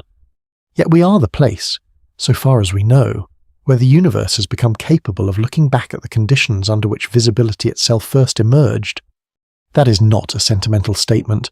It is a factual one with emotional consequences. Because think about what is actually happening here. A galaxy shines when the universe is only a few 100 million years old. Its light travels across expanding space for more than 13 billion years. During that time, stars form and die elsewhere. Galaxies merge. Heavy elements accumulate, the sun ignites, Earth forms, life appears, extinctions happen, oceans shift, mammals rise, human beings arrive, language appears, mathematics appears, telescopes are invented, mirrors grow larger, detectors become colder and more precise, rockets leave Earth, an observatory unfolds in the dark beyond the moon, and only then does that ancient light, already stretched into the infrared, encounter a machine capable of registering what it still carries. If you ever wanted a clean example of how absurd and beautiful causality can be, this is one. A trace from the dawn meets a creature from very late in the story. And that meeting is so delicate that it depends on a spectral line, a calibration, a redshift, a model, a comparison, a careful inference. Nothing about it is loud. It is one of the quietest forms of contact imaginable, which is why it deserves to be narrated quietly too, not as if the universe is shouting at us, but as if it has allowed one more sentence to survive. The temptation with frontier science is always to turn every result into an answer, but answers are often less interesting than changes in perception. The best thing this strange detection does is not that it closes a case, it changes what the case is about. At the beginning, it sounds like a question about one galaxy. By now, it should feel like a question about how the early universe became readable, and about how quickly some of its first structures may have started altering the very medium that stood between them and all future observers. That is a larger, calmer, more durable kind of wonder. It also makes the word witness feel newly precise. Witnessing is not the same as controlling. We did not make this happen. We did not summon the line. We did not design the dawn. We can only learn to catch what remains. But the act of catching matters. The act of recognizing that a faint hydrogen signature from near the beginning of structure should have struggled to get through, and may therefore be telling us about local transparency in the young universe, is itself a kind of witness. Not passive seeing, informed witness. An informed witness changes the ordinary world. Once you know that transparency has a history, darkness changes meaning, empty-looking sky changes meaning, a deep field image changes meaning, even a spectral plot, which to many people looks like little more than a graph, becomes charged with a different kind of intimacy. There, in slight rises and falls, in one line where another might have been absent, the universe gives away the fact that its first visible era may not have arrived smoothly. This is one of the strange gifts of astronomy. It teaches you that the ordinary visible world is only the most recent layer of a much more difficult visibility. Daylight feels effortless, because the atmosphere around you is already transparent enough, the sun is near enough, your senses are tuned enough. But the cosmos had to pass through eras where none of that ease existed at intergalactic scales. There were ages when certain truths about the universe were physically present and still not freely transmissible. We live late in the process. inside the luxury of a cosmos that has become, in many ways, easier to see through. Luxury is the right word, not because life on Earth is easy, or history is kind, but because from the standpoint of knowledge, we inhabit an era of access. The intergalactic medium is largely ionized. Ancient light has had time to arrive. Technology has advanced enough to catch it. The relevant wavelengths are now within instruments we know how to build. We were born into a universe old enough to be transparent in ways the earliest cosmos was not. And somehow, that old transparent universe still carries memory of when it wasn't. That memory is what Webb is reading. You can think of this as a story about a telescope if you want. The telescope matters. Its infrared sensitivity matters. Its mirror, its shielding, its location, its instruments, the years of engineering, the culture of careful analysis, all of that matters. But the deeper story is about the relationship between light and resistance, about what happens when the first luminous structures begin pushing against a medium that still refuses easy passage, about how a young galaxy can become important not only because it exists, but because it alters the conditions under which existence can be known from far away. That is a very different kind of grandeur from the cheap version. It is not the universe is big. It is the universe had to become legible. It is not Webb saw something far. It is Webb found evidence that some of the earliest visible structures may already have been building local legibility from within the haze. The feeling is more disciplined, and because of that it lasts longer. There is also humility here, and not the decorative kind. Real humility means allowing the evidence to be specific. It means not forcing one line into a total rewrite of everything. It means letting the leading explanation remain the leading explanation while acknowledging that alternative mechanisms are still under examination. It means remembering that one early galaxy with an unusual feature does not stand for all early galaxies. It means holding excitement and incompleteness in the same hand without dropping either. That posture is part of the emotional truth of science at the frontier. We are often closest to reality not when we are most certain, but when we know exactly which part is solid and which part is still opening. JADES-GS-Z13-1 appears to have given a strong Lyman-alpha emission from an epoch where that should be difficult. That is solid enough to matter. The exact reason why it escaped so well, local ionized bubble, unusually energetic source, some combination of effects, is still being worked through. That incompleteness does not weaken the story. It makes the story honest.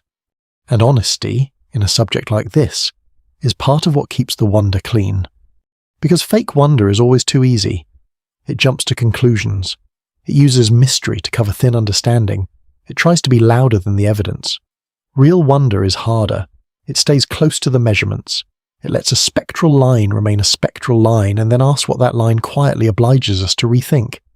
It knows that a universe 330 million years old producing a message like this is already more than enough. You could spend a lifetime learning that lesson in smaller ways. The world is rarely less strange when you look carefully. It is usually stranger in more disciplined forms. A coastline is more irregular close up than from far away. A mind is more layered. A city is more alive. A history is more contingent. The same is true of the cosmos. Distance makes it seem smooth. Evidence makes it textured. And the texture Webb is revealing is a young universe with pockets of ambition.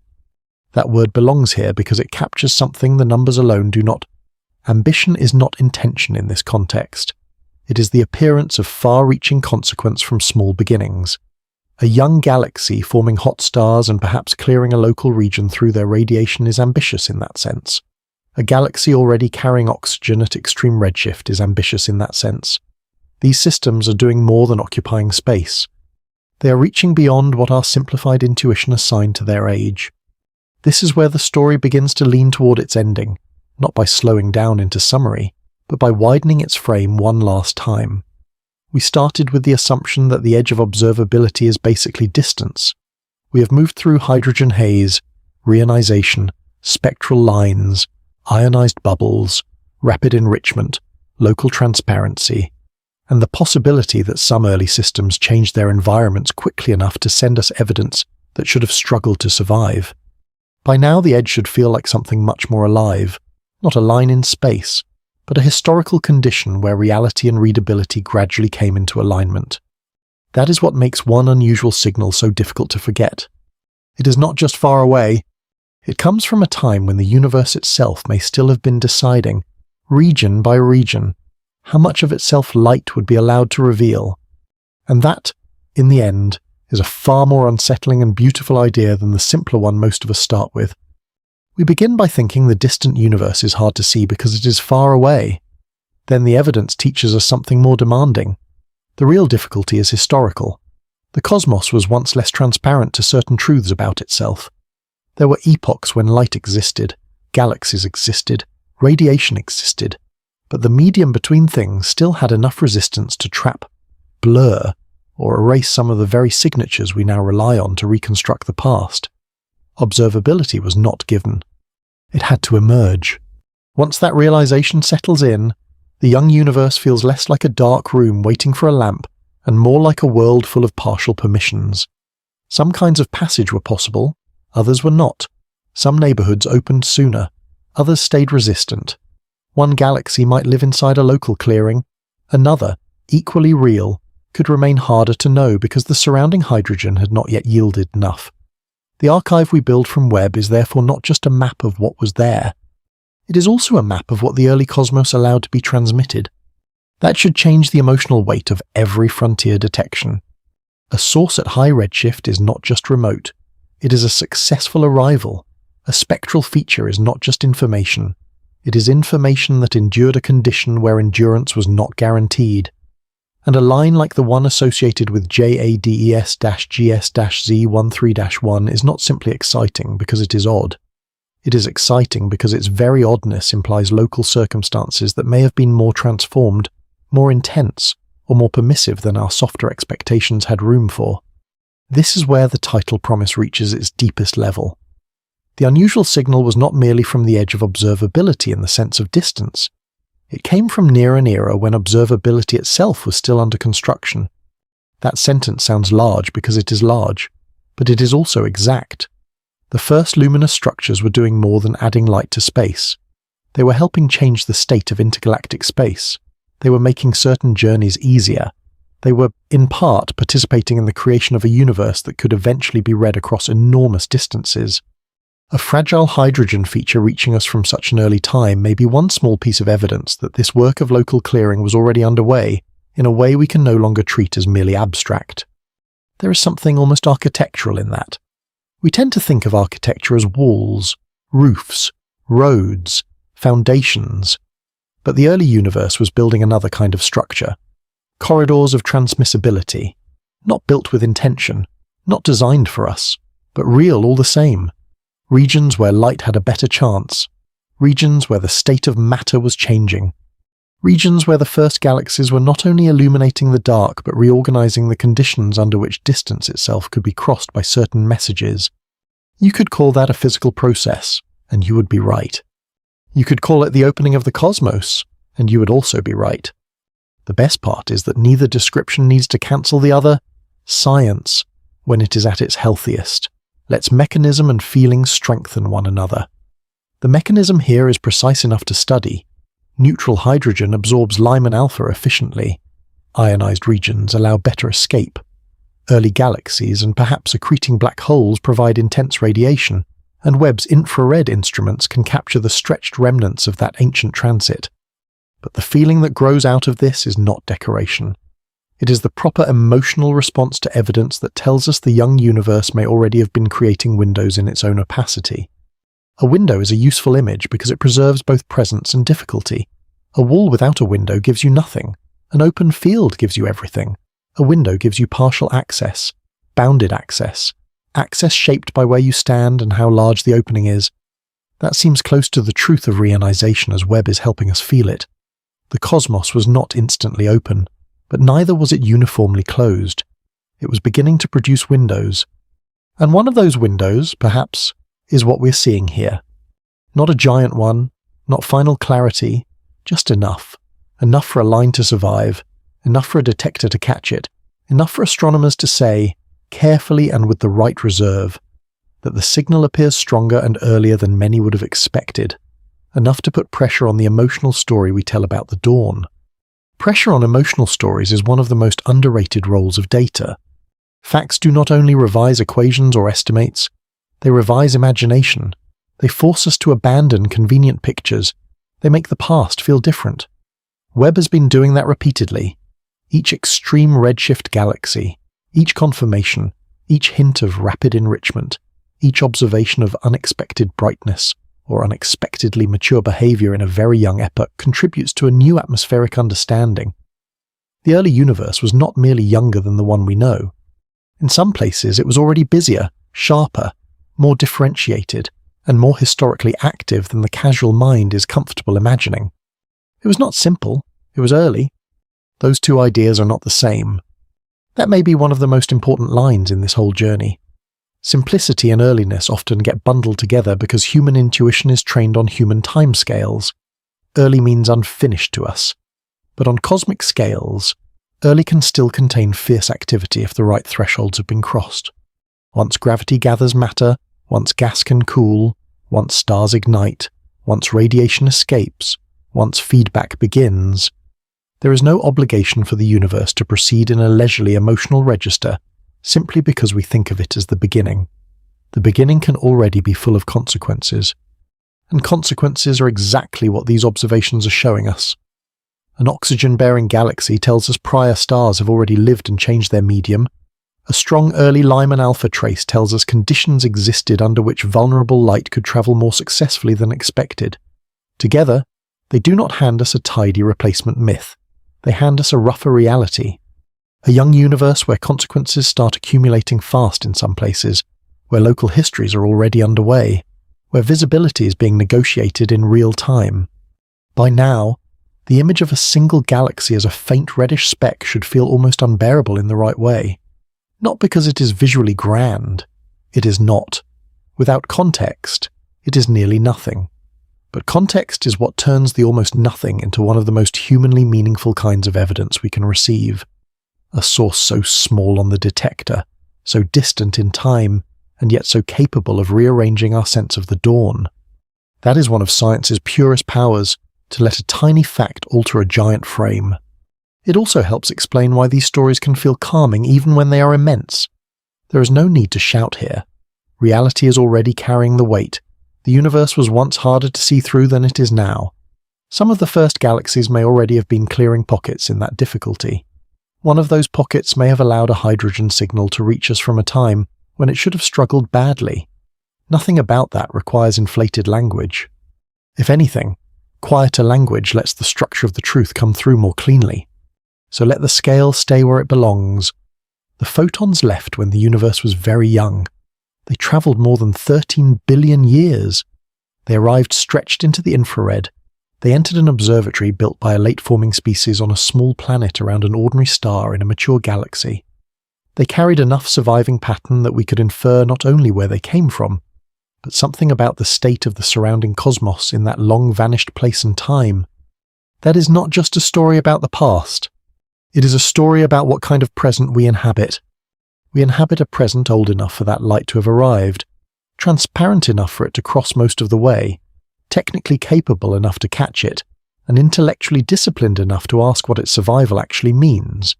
In that sense, every such detection is also a mirror held up to us, not to flatter us, but to locate us. We are creatures living late in a universe whose own earliest phases were still learning how to let information through. And once that clicks, one last question begins to rise naturally from everything we have seen. If the dawn was this uneven, this active, this capable of local breakthroughs, then perhaps the most important thing Webb has given us is not a farther horizon, but a harder honesty. The edge of observability has never been the edge of reality. It has always been the edge of what reality, under particular conditions, was willing to let us know. That is the thought that lingers longest. Not that the universe is hiding secrets from us in some theatrical sense. Not that reality is built out of riddles for our benefit. The deeper truth is quieter. What we know has always depended on a relationship between what exists and what can cross the space between existence and awareness. Sometimes that crossing is easy. Sunlight reaches your skin. Moonlight reaches your eyes. Radio waves carry voices around a planet. But as soon as we move into deep time, into the first few 100 million years after the Big Bang, into epochs when hydrogen still filled intergalactic space in a more neutral state, that relationship becomes difficult and conditional. Truth has to travel well enough to arrive. The unusual signal Webb detected matters because it appears to be one of those truths that traveled better than expected. By now, that should feel larger than a headline. A line in a spectrum from a galaxy seen roughly 330 million years after the Big Bang is not just a technical achievement. It is a pressure point on the idea that the dawn was broadly opaque in a smooth and simple way. It suggests that some places may already have been making openings. Some neighborhoods may have hosted stars intense enough, or central engines energetic enough, or geometries favorable enough, that vulnerable light could thread outward through a still-resistant cosmos. That does not mean the universe had become transparent. It means transparency had started acquiring geography. That distinction is worth carrying carefully, because it preserves both wonder and honesty. The epoch of reionization was not finished. The young universe was not suddenly clear. We are not looking at some neat transition from hidden to revealed. We are looking at an age of patchwork access, a universe in partial disclosure. That is the phrase I keep coming back to because it fits both the physics and the feeling. Partial disclosure. Enough for a line to survive here. Not enough for all lines everywhere. Enough for one galaxy to become legible in a way that raises the stakes for everything around it. And once you begin to think in those terms, the early universe grows more intimate rather than less. It stops being a distant, abstract beginning and starts feeling like a place with weather, regions, local histories, uneven conditions, and different chances of being known. Some sources got corridors, some did not. Some had local clearings. Some remained embedded in a wider neutrality that muffled their emissions before they could become part of our archive. This means the dawn was not only an era of formation, it was an era of selection. Selection by physics. Selection by transmission. Selection by what the medium would carry. That is why one faint, improbable trace can feel so emotionally dense. It is not just telling us that a remote galaxy existed. It is telling us that for at least one moment, under at least one set of local conditions, the universe had already opened enough to send a difficult message. A difficult message. That phrase keeps its shape no matter how many ways you turn it. Difficult because of distance. Difficult because of redshift. Difficult because of early hydrogen. Difficult because of faintness. Difficult because interpretation at these scales has to survive skepticism and error checking and alternative explanations. The beauty is that difficulty is not an obstacle to meaning here. Difficulty is what gives the meaning its force. Easy transmissions rarely change the imagination. Hard-won ones do. And perhaps that is why this story feels so different from the generic versions of cosmic wonder. Generic wonder just points upward and says, look how vast it all is. But vastness alone becomes numb after a while. What restores feeling is resistance. The knowledge that the cosmos was not simply far away, but once less willing to reveal itself in the forms we now depend on. The knowledge that the first luminous structures may have had to work against their own environment just to make certain kinds of visibility possible. The knowledge that a telescope is not only gathering ancient light, but catching the surviving outcomes of a long historical struggle between emission and opacity. That gives the word dawn its full weight again. Dawn is not just the arrival of light, it is the arrival of usable light, light that separates shapes, light that creates contrast, light that lets distance become meaningful again. The cosmic dawn, seen through Webb's results, may have been full of local acts of usable light appearing against a still unfinished background. That is a much more moving image than a smooth gradient from dark to bright. It suggests a universe learning, region by region, how to become visible to itself. There is something almost unbearable in the modesty of the evidence compared with the scale of its implication. A few lines, a few confirmations, a few galaxies from astonishing redshifts, slight excesses of brightness, signs of elements that should not yet feel common. None of it comes in the form of giant obvious spectacle. It arrives as carefully interpreted fragments, and somehow those fragments are enough to alter the frame. Enough to make the first few 100 million years feel less like prehistory and more like compressed history already underway. Compressed history is exactly right. These galaxies are not blank beginnings. They are records of what had already happened before their light left them. Stars had formed, gas had shifted, energy had escaped, environments had changed. In at least some places, The universe had already begun writing over its own original simplicity. That does not make those galaxies old. It makes them consequential. Consequential early. That combination may be the deepest thing Webb has been teaching us. The universe did not wait to become consequential. Once physical thresholds were crossed, consequence began accumulating fast. Light changed gas. Stars changed chemistry. Black holes, if active, changed radiation fields. Local conditions diverged. Visibility stopped being uniform even in principle. The dawn became active, territorial, uneven. Some parts of the cosmos got there faster. There is a line that naturally follows from all of this, and it is one I think the mind keeps returning to long after the details have settled. The early universe was already busier than its age should have made us comfortable with. Not older than it was. Busier, more accelerated in pockets, more effective in pockets, more willing in pockets, to produce the conditions under which future observers like us could recover evidence of its existence. That is an astonishing thing to be able to say at all. A species that evolved on one world, orbiting one ordinary star in one mature spiral galaxy, has reached the point where it can detect not just the first visible structures, but clues that some of those structures were already changing the transparency of the universe around them. We are not close to the beginning, but we are close enough to its information to notice that the beginning was not as mute as we once imagined. And that leaves us in a different emotional place than the one we started from. At the beginning, the story sounded like a distant anomaly, a weird line from far away. By now, it should feel like something more complete and more unsettling in the best sense.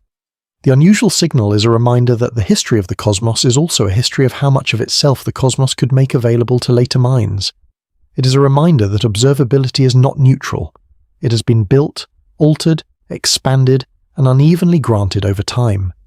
It is a reminder that the first galaxies were not just the first things to shine in the dark. In some cases, they may have been among the first things to make the dark traversable. That is a different kind of legacy, and it changes the way the night sky feels once you return to it. The darkness between stars is no longer just emptiness. It is history layered over history, with eras of opacity buried beneath later transparency. The ancient light arriving now is no longer just old, it is selective. It is the surviving testimony of what could get through. Somewhere near the beginning of structure, in a galaxy so remote it reduces to almost nothing on an image. Conditions may already have become favourable enough for one delicate trace to cross the haze. A line got through. A line from the dawn, from a time when the universe was still becoming readable, reached an instrument built by beings who arrived billions of years later and still learned to hear it. And once you really feel that, the ordinary world becomes harder to dismiss. Because we live inside the late transparency of a universe that was once much harder to know. Because the sky above us still carries memory of when visibility was local, fragile, and unfinished. And because somewhere out there, in the first deep opening of cosmic morning, light was already finding paths long before there were eyes to understand what it meant.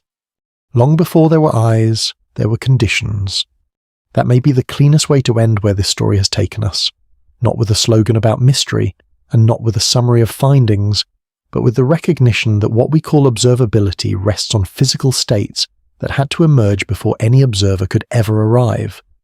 The early universe was not simply waiting in silence for someone to look. It was passing through phases in which looking, in the deepest sense, was becoming possible. Matter was changing. Radiation was spreading. Neutral hydrogen was yielding, unevenly, to ionized regions. The first galaxies were not only occupying the dawn, they were participating in the making of a dawn that could eventually be crossed by information. That is why one unusual signal can carry such disproportionate weight. On paper, it is a spectral feature associated with a very distant galaxy. In practice, it is evidence that somewhere around 330 million years after the Big Bang, one small region of the universe may already have become permissive enough for a fragile kind of light to travel outward more successfully than many would have expected. The important thing is not that the universe broke its rules. The important thing is that the rules, under local conditions, may have generated visibility faster, or more unevenly, than our softer expectations were ready for. That difference matters because it protects the wonder from becoming cheap. Cheap wonder always tries to leap beyond the evidence. It wants the most dramatic answer before the measurements are fully digested. It wants the cosmos to behave like a screenplay. Real wonder is more patient. It lets the evidence remain specific. It accepts that a line in a spectrum can be enough to alter the imagination if the line arrives from the right time, under the right conditions, with the right implications. It understands that a quiet pressure on our picture of cosmic dawn can be more powerful than a loud declaration that everything has changed. And yet, something has changed. Not the existence of the early universe, not the broad architecture of cosmic history. What has changed is the emotional and intellectual texture of that beginning. It is harder now to picture the first few 100 million years as an almost featureless dimness waiting politely for complexity to arrive. Webb has been teaching us, result by result, that complexity may have come locally and rapidly, that some regions may have become chemically altered sooner, some galaxies brighter or more developed than expected, some neighborhoods more transparent than the wider average would suggest. The dawn is no longer smooth in the mind. It has become fractured, active, geographically real. That word, geographically, might be the most important one left. Because once the early universe has geography, it becomes inhabitable in thought.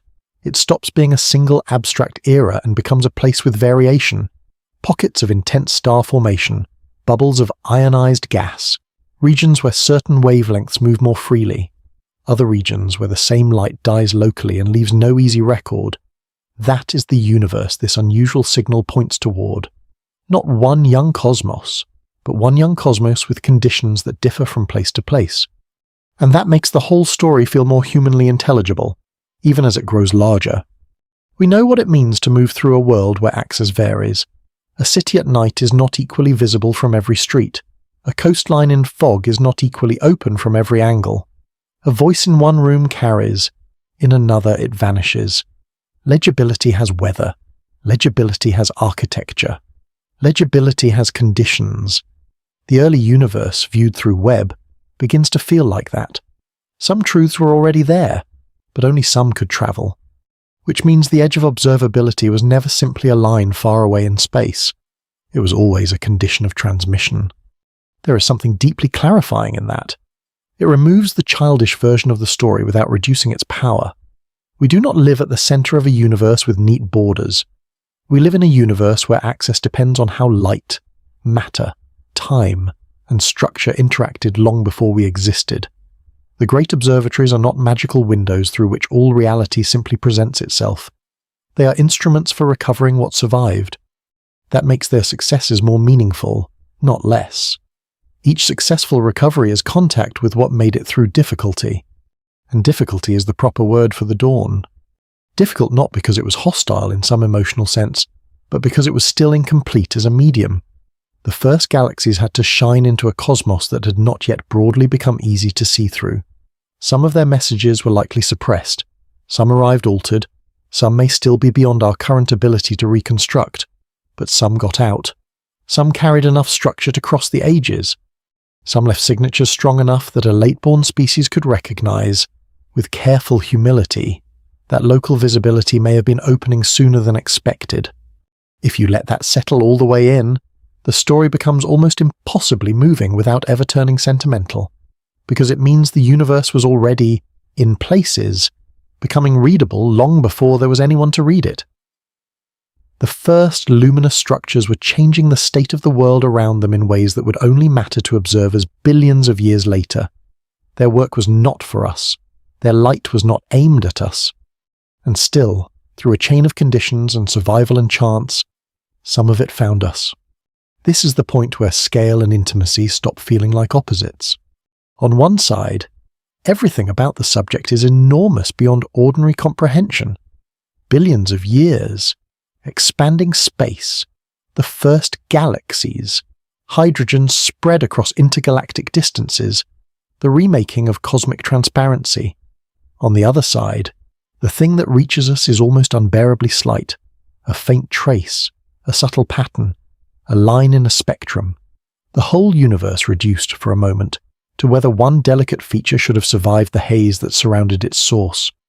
That is how knowledge often arrives when it is real enough to last, not as an overwhelming flood, but as a small surviving form that forces a large revision in the way you hold the world.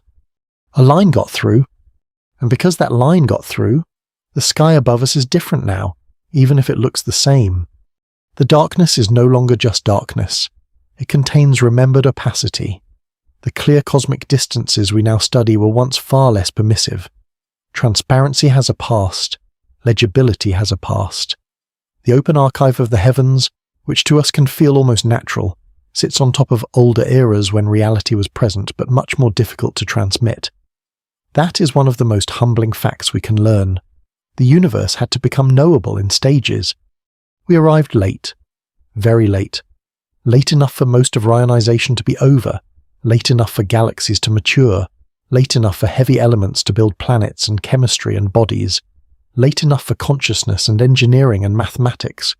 But not so late that the evidence is gone. We live at a remarkable distance from the beginning, distant enough to exist, close enough to receive its traces. That is a rare place to stand. It means the night sky is not merely beautiful. It is survivorship made visible. It is an old universe still carrying pieces of a younger, harder to read one. It is a present in which ancient light continues arriving from epochs that once struggled to let that light through at all. And now, with Webb, some of those arrivals are sharp enough to tell us not only that the first galaxies were there, but that in at least some places they may already have been opening pathways through the dawn. So the final image is not a telescope looking out. It is a path opening in both directions. A galaxy near the beginning clears, or inhabits, a corridor through the haze. Its light crosses a universe that keeps changing while the light is in motion. A mirror built by human hands catches the remnant of that journey. A mind, billions of years after the fact, realizes what the survival of that remnant may mean. And in that realization, the ordinary sky becomes something else entirely, not a ceiling of distant lights, but the late transparent surface of a cosmos that was once much more difficult to know. The signal was unusual. The distance was extreme. But the deepest truth was larger than either of those things. What reached us was not just light from far away. It was evidence that the universe, very early on, had already begun making itself visible.